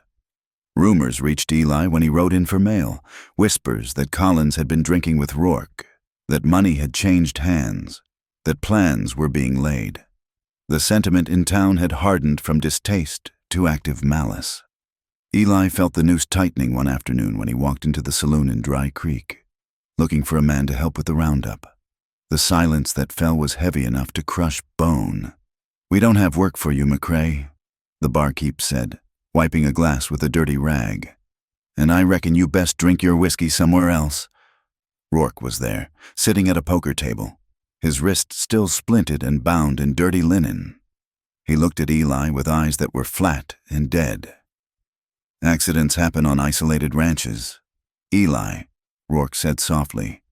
"Fire start, cattle stampede. Women disappear." The threat was not even veiled. Later, outside the mercantile, Eli overheard the preacher talking to a group of women. "We must keep the races pure," the man murmured, his voice oily with righteousness. "To harbor the savage is to invite the devil into the home. It is a contagion." Eli rode back to the ranch with a cold fury burning in his gut. He realized then that his rifle and his fists were not enough. As long as Nayland was just the woman at McCrae's place, she was fair game. She had no standing. No law would protect her. Collins could drag her off to the reservation, or worse, and the law would call it justice. Rourke could come in the night, and the town would look the other way. She needed a shield. She needed a wall that even Collins would hesitate to breach. That evening, the cabin was warm, the smell of roasting venison filling the air. Nayland was mending a shirt by the light of the lamp. Eli sat at the table, watching the way the light played on her dark hair. "Nalin," he said.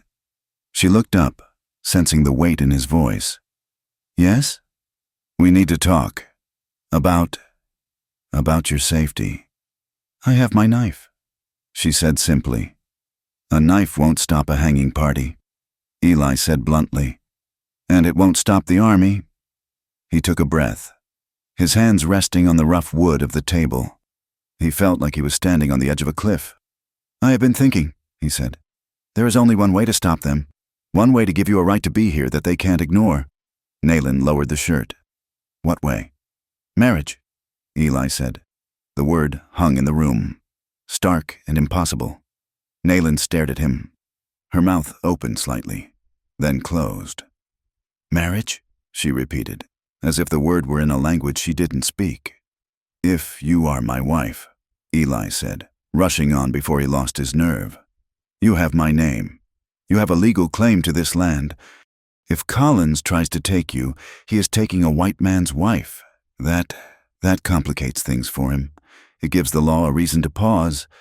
Nayland stood up slowly. Her face was a storm of emotions. Disbelief, anger, fear. "You offer this as a shield?" she asked, her voice rising. "Like a fence, like a brand on a cow." "I offer it because it will keep you alive," Eli said, standing up to face her. "A white man does not marry an Apache," Nalin said, shaking her head. "They will kill you for it. They will burn this house." "Let them try," Eli growled. "Is that all it is?" Nayland asked, searching his face. "A strategy, a trick to fool the soldiers." Eli looked at her. He saw the woman who had limped into his yard with nothing but defiance. He saw the woman who had held him in the cave while he shook with cold. He saw the only person who had made him feel alive in 4 years. "No," he said softly. "It ain't just a strategy." He took a step closer. "I want to call you my wife, Nalin, not for them, for me." The admission hung between them, raw and trembling. Nayland looked away, her heart hammering against her ribs. Marriage. To a white man. To the man whose past was tangled with her tragedy. It was a betrayal of her people. It was a surrender. But then she remembered the cave. She remembered his arms around her, solid and safe. She remembered that he had stopped. He had not taken what he could have taken. He had respected her enough to wait. "I cannot answer you tonight," she whispered. "I can wait," Eli said. Nayland did not sleep. She lay in the bed, staring at the cracks in the ceiling, listening to Eli's breathing from his bedroll on the floor. Before the dawn could turn the sky gray, she rose. She dressed quietly and slipped out of the cabin. She walked up the trail to the ridge that overlooked the ranch. She sat on a flat rock, pulling her blanket around her shoulders against the chill. She watched the sun begin to bleed into the eastern sky, setting the clouds on fire. She thought of her mother. She thought of the husband she had lost. She thought of the children she had always assumed she would have, children with black hair and dark eyes who would speak the language of the people. If she married Eli, that life was gone forever. She would be stepping into a world that hated her. She would be the rancher's wife, living in a square house, eating with metal spoons. But she looked down at the ranch. She saw the smoke beginning to curl from the chimney. Eli was up. She saw the horses moving in the corral. She realized that she didn't want to leave. She didn't want to run anymore, and she didn't want to be alone. The hate of the town was a cold wind, but the love of this man, it was a fire, and a fire was worth fighting for. She heard boots on the gravel behind her. She didn't turn. She knew his step. Eli came and stood beside her. He didn't speak. He just stood there, a solid presence against the vastness of the sky. They watched the sunrise together in silence. Finally, Eli spoke. "If you say no," he said, his voice rough with sleep and worry, "I will still fight for you. You stay on this land as long as you want. I'll stand between you and Collins until they put me in the ground. You don't have to marry me to be safe here." He turned to look at her. "But I want a life with you, Nalin, not out of guilt, not because I owe you for the past, But because you are the first thing I think of when I wake up, and the last thing I think of before I sleep. Nayland looked up at him. She saw the truth in his tired eyes. She saw the fear that she would reject him. "I will marry you," she said. Eli let out a breath he seemed to have been holding for a lifetime. He started to smile, but she held up a hand. "But on my terms," she said firmly. "Name them," Eli said immediately. "I keep my name," she said. "I am Nayland. I am not Mrs. McCrae or Sarah. I am Nayland." "Done," Eli said. "I am equal," she continued.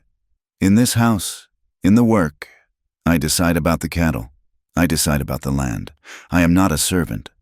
I wouldn't have it any other way," Eli said. "And," she said, her voice wavering slightly, "you must stand by me. In the town, in front of the men who hate me. You do not hide me. You do not apologize for me." "I will never apologize for you," Eli vowed. "I will stand with you until the mountains crumble." Nayland nodded. She stood up and offered him her hand. "Then we are agreed." Eli took her hand. He didn't shake it. He lifted it to his lips and kissed the rough knuckles. The wedding happened 3 days later. It was not the wedding Dry Creek expected, nor the one it wanted. The church door remained locked to them. The preacher in town had sputtered about abominations and slammed his door in Eli's face. So Eli had ridden to the next county and found a circuit preacher, a nervous young man named Reverend Thomas who looked like a strong wind would blow him away, but who needed the $10 Eli offered. They held it on the ranch, in the yard, under the vast open dome of the sky. It was a small gathering. There was old Pete, a prospector with a beard like a bird's nest, who had known Eli for years and didn't care much for society. There was Miguel, a vaquero from the south who had helped Eli with roundups and respected a man who paid on time. And there, Mrs. Gable, a widow from the next valley over who had lost 2 sons to the war and had no patience for the town's pettiness. They stood in a semicircle. Eli had built a rough arch from scrub oak branches and woven sage into it. Nayland wore a dress borrowed from Mrs. Gable, a simple blue calico that was a little too long, but clean and decent. She had braided her hair with fresh sage and a single red ribbon Eli had found in his trunk. She stood tall, her chin lifted, refusing to look like a victim. Eli wore his only suit, brushed clean of dust, his boots polished until they shone. He looked terrified and proud all at once. As the Reverend Thomas opened his Bible, his hands shaking in the wind, a group of riders appeared on the ridge.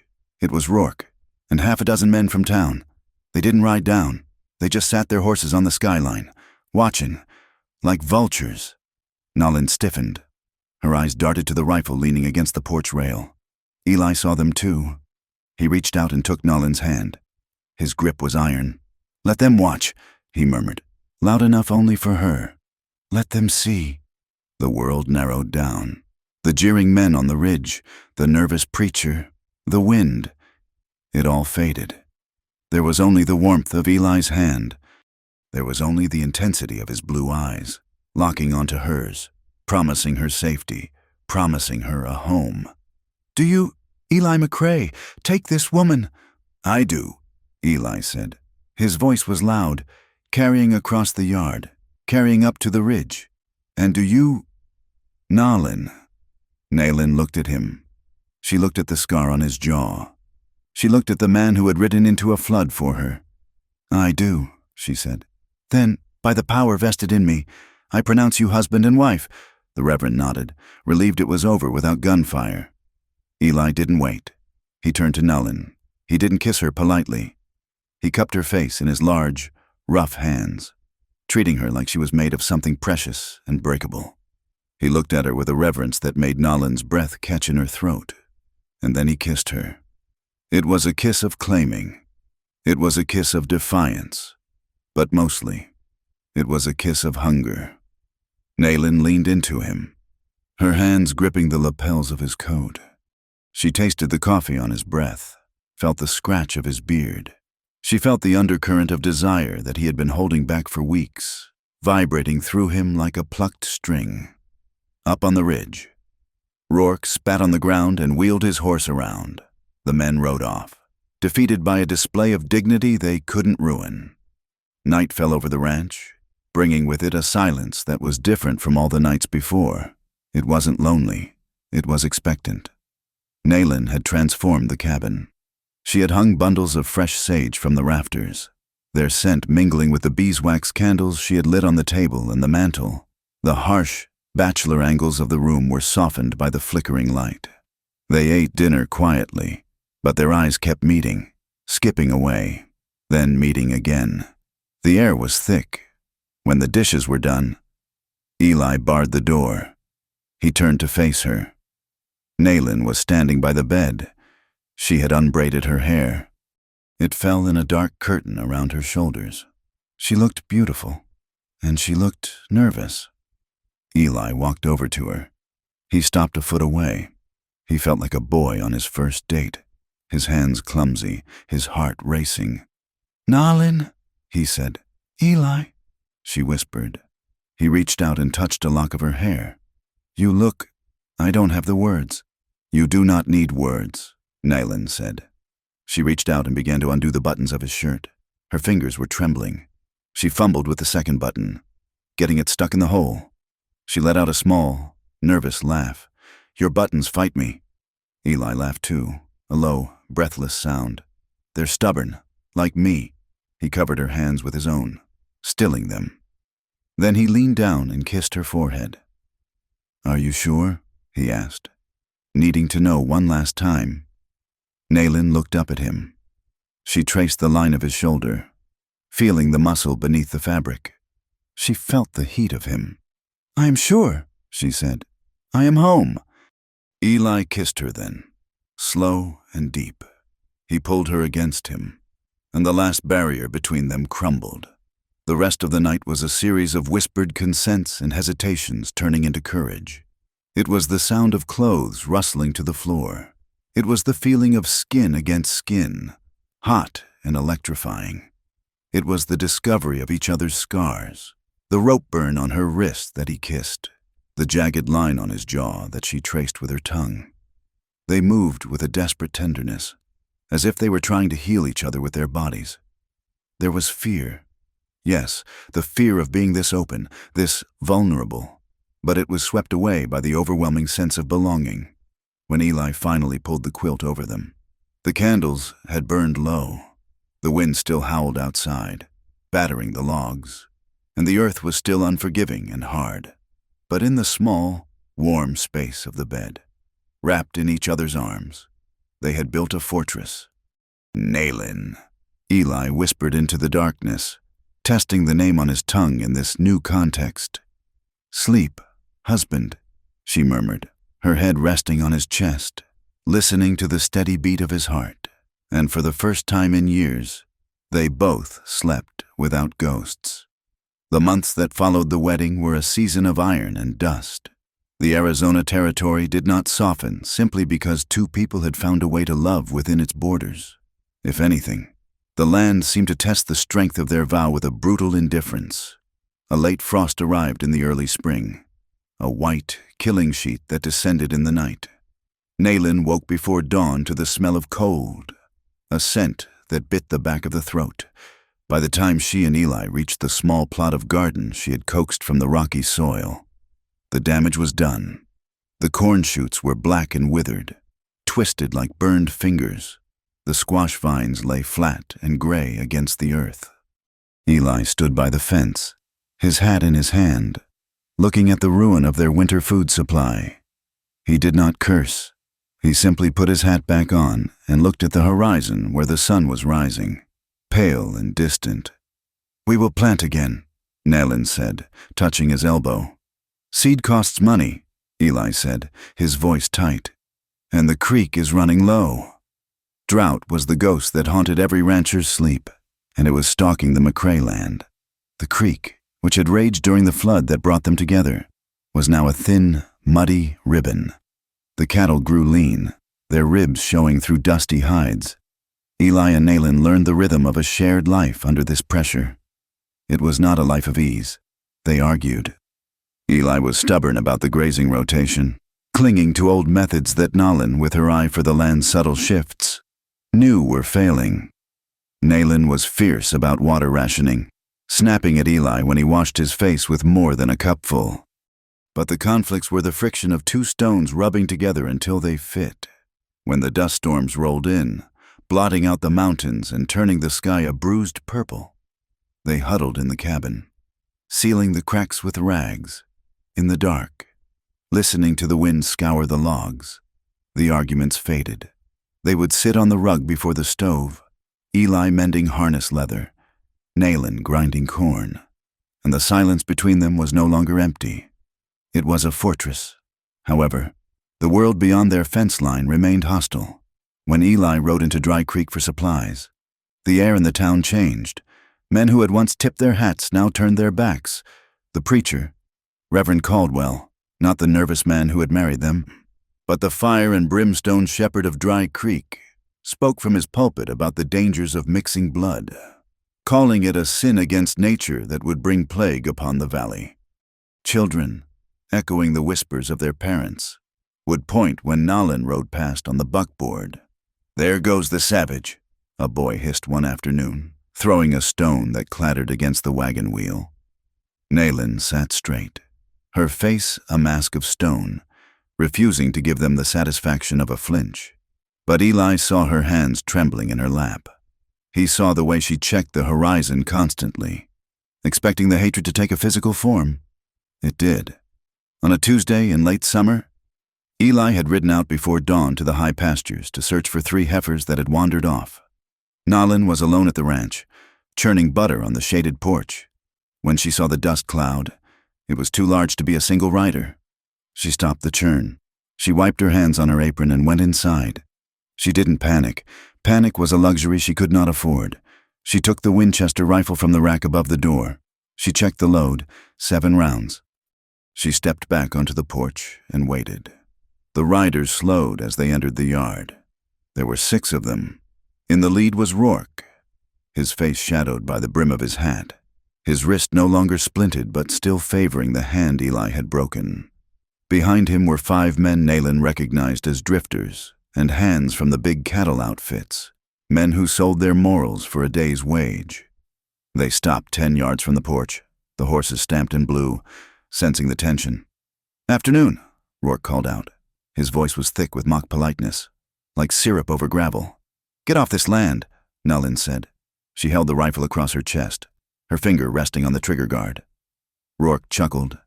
He leaned forward on his saddle horn, his eyes crawling over her in a way that made Nalin's skin itch. "Now, is that any way to greet neighbors? We just came to deliver a message." "I have no ears for your messages," Nalin said. "This one ain't from me," Rourke said, grinning. "It's from Sergeant Collins. He's back in the valley, and he's got a new order. Says all unregistered Indians need to be moved to the reservation for processing. He sent us to escort you." "I am not unregistered," Nalin said, her voice steady though her heart thundered against her ribs. "I am the wife of Eli McCrae. This is my home." "That sham wedding?" Rourke spat on the ground. "That don't count. Not to the law, and certainly not to us. You're just a squaw squatting in a white man's house. And since Eli ain't here to hide behind," he nudged his horse forward a step, "we figure it's time you learned your place." "One more step," Nalin said, raising the barrel, "and I will put a hole in you that the doctor cannot fix." The men behind Rourke laughed, but Rourke stopped.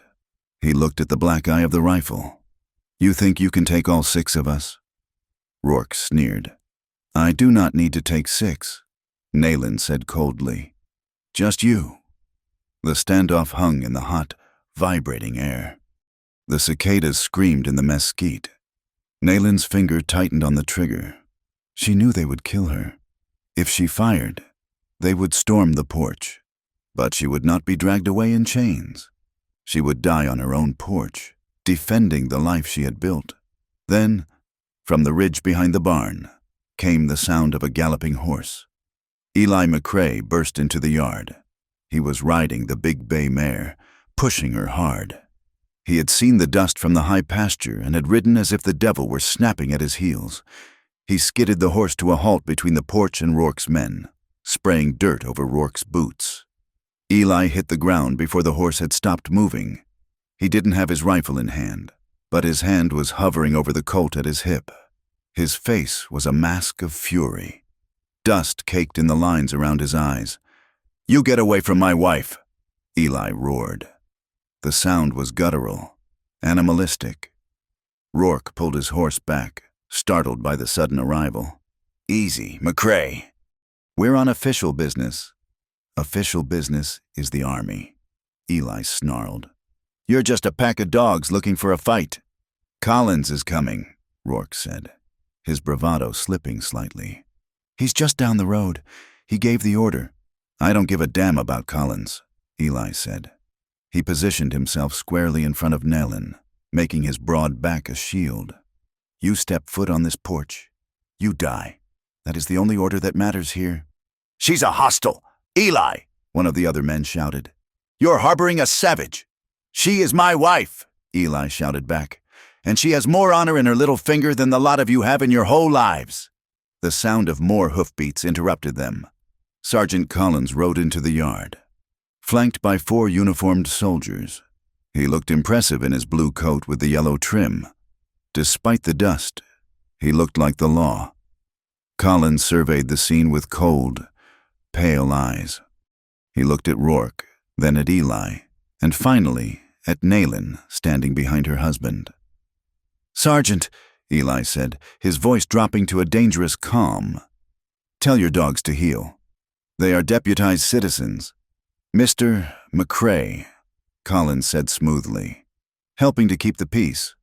We have reports of a hostile Apache woman threatening locals. The only threat here is the one you brought," Eli said. "This woman is Nayland McCrae. We were married by the Reverend Thomas 3 months ago. There are witnesses. You have no jurisdiction over her." Collins smiled. It was a thin, cruel expression. "Marriage to a citizen doesn't wash the red off her skin. McCrae, general orders state that all Apache found off the reservation are to be detained. I'm afraid your domestic arrangement is irrelevant," he signaled to his men. "Seize her." "Over my dead body," Eli said. He drew his revolver. It happened in a heartbeat. The tension, pulled too tight, snapped. Rourke, seeing Eli distracted by Collins, saw his chance for revenge. He raised his rifle. "Put it down! Eli!" Nayland saw the movement. "Eli!" she screamed. She shoved Eli, trying to knock him aside, but Rourke fired. The crack of the rifle was deafening. At the same moment, Eli threw himself to the left, not away from the bullet, but into its path, covering Nayland. The bullet caught him in the shoulder. The impact spun him around, and he fell heavily to the dirt, his gun flying from his hand. "Eli!" Nayland's scream tore her throat. Chaos erupted. The horses screamed and reared. Collins' men drew their weapons but hesitated to fire into the confusion. Nayland didn't look at Rourke. She didn't look at the soldiers. Her world narrowed to a single, bright point of rage. The man she loved was bleeding in the dust. The man who had saved her from the flood, who had given her a name, was down. She raised the Winchester.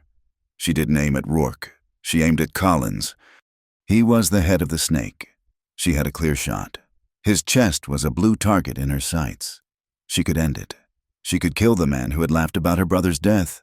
The desire to pull the trigger was a physical hunger, a roar of blood in her ears. "Kill him," the voice of her ancestors whispered. "Avenge the blood." But then she looked at Eli. He was groaning, clutching his shoulder, blood seeping between his fingers. If she killed Collins, the soldiers would open fire. They would kill Eli. They would kill her. The life they had built, the fragile, beautiful thing, would be washed away in blood. Nayland's finger froze on the trigger. She made a choice. She chose the living over the dead. She jerked the barrel up and fired into the air.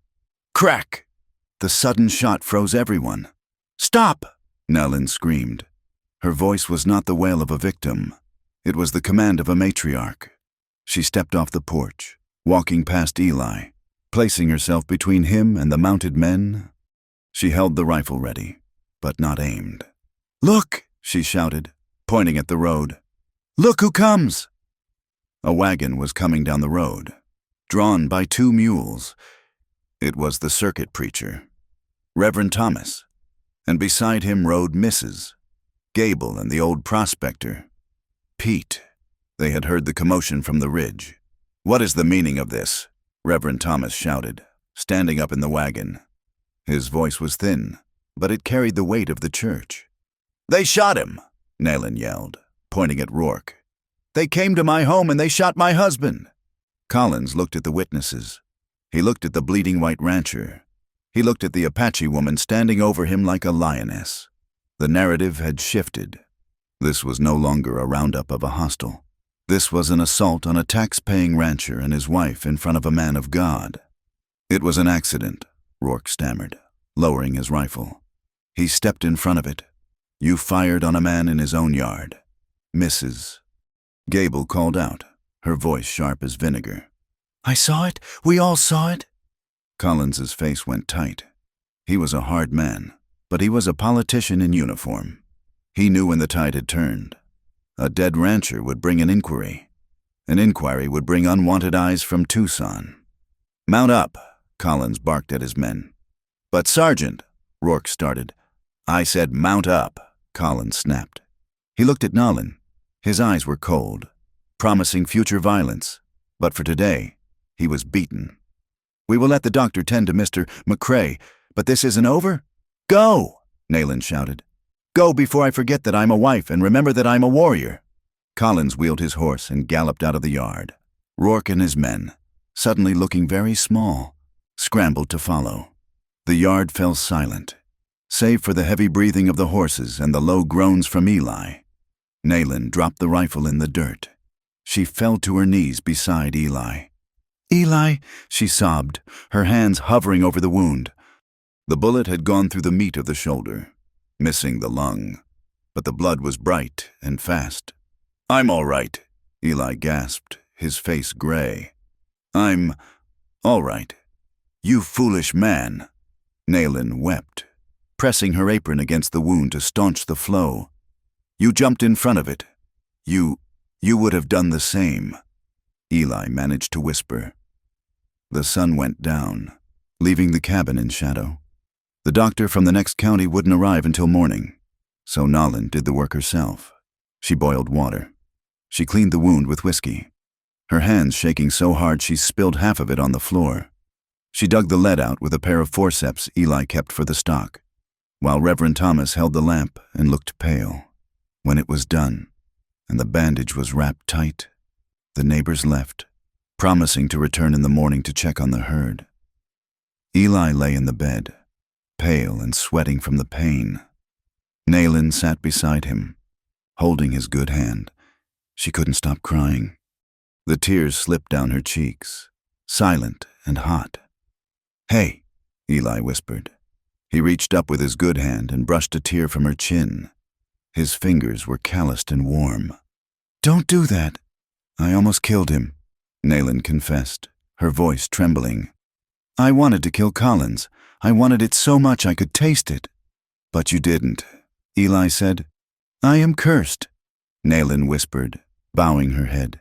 "Everyone I love, the violence finds them. My brother, my first husband, now you, I bring death to this house. Eli, I am the poison." Eli gripped her hand. His grip was weak, but his eyes were fierce. "Look at me," he commanded. Nayland looked up. "You ain't a curse," Eli said raspily. "You are the reason I'm breathing. You think I jumped in front of that bullet because I have a death wish? No, I did it because I want to live, and I can't live without you." "But the blood." "The blood is just blood," Eli said. "It washes off. But this," he touched her cheek, "this is what matters. Loving you gave the sky back its color. Nolan, it gave the land its meaning. If taking a bullet is the price for waking up beside you, I'd pay it again. I'd pay it every day." Nayland lowered her forehead to his chest, sobbing in relief.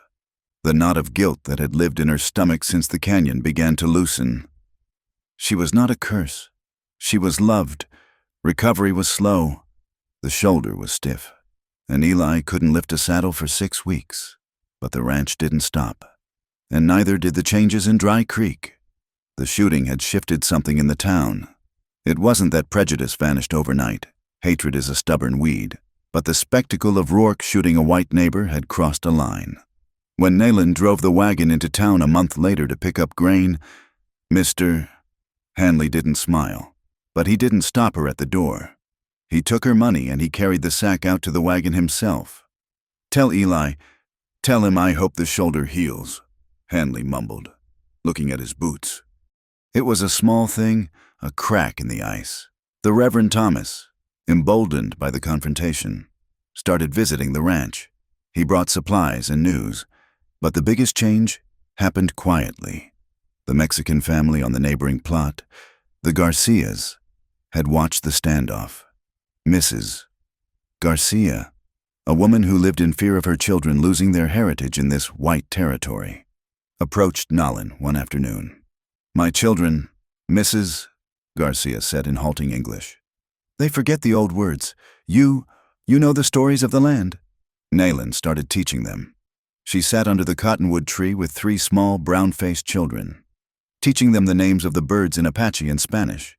She taught them which cactus held water and which brought death. She told them stories of the coyote and the creation of the stars. Nayland took ownership of the ranch in a new way. With Eli laid up, she directed the grazing. She smelled the wind and moved the herd to the High Box Canyon 3 days before a massive dust storm hit, saving them from suffocation. She was no longer just surviving on the land. She was speaking to it. The ranch became a bridge, a place where the methods of the white man and the wisdom of the Apache wove together into something stronger than either. Summer softened into early autumn. The heat broke, leaving behind warm days and cool, crisp nights. The sky turned a deep, bruised purple in the evenings, beautiful and vast. One evening, Nayland took Eli's hand. "Walk with me," she said. Eli, his arm still in a sling but healing well, followed her. They walked slowly up the trail to the ridge, the place where she had agreed to marry him. They stood looking down at the ranch. The lamps were lit in the cabin, glowing like a beacon in the dusk. The cattle were dark shapes moving slowly toward the water tank. Nayland turned to him. She looked nervous. Her hands were smoothing the front of her dress. "I have something to tell you," she said. Eli looked at her, concern flickering in his eyes. "What is it? Is it Collins?" "No," Nayland said. She took a breath. "The bleeding. My moon time. It has not come for 2 cycles." Eli went still. The wind rustled the sagebrush around their boots. "And," Nayland continued, her voice trembling with a mixture of fear and wonder, "in the mornings, the sickness comes, and my belt is tight." She looked at him, her eyes searching. "I am carrying a child. Eli." Eli stood frozen. A child. He had buried a child. The fear of that loss crashed over him for a second, cold and paralyzing. But then he looked at Nolan. He saw the life in her eyes. "A child," he whispered. "A child of 2 worlds," Nayland said. "Half you, half me, in this land. It will be hard for him. Or her. They will be hated by some.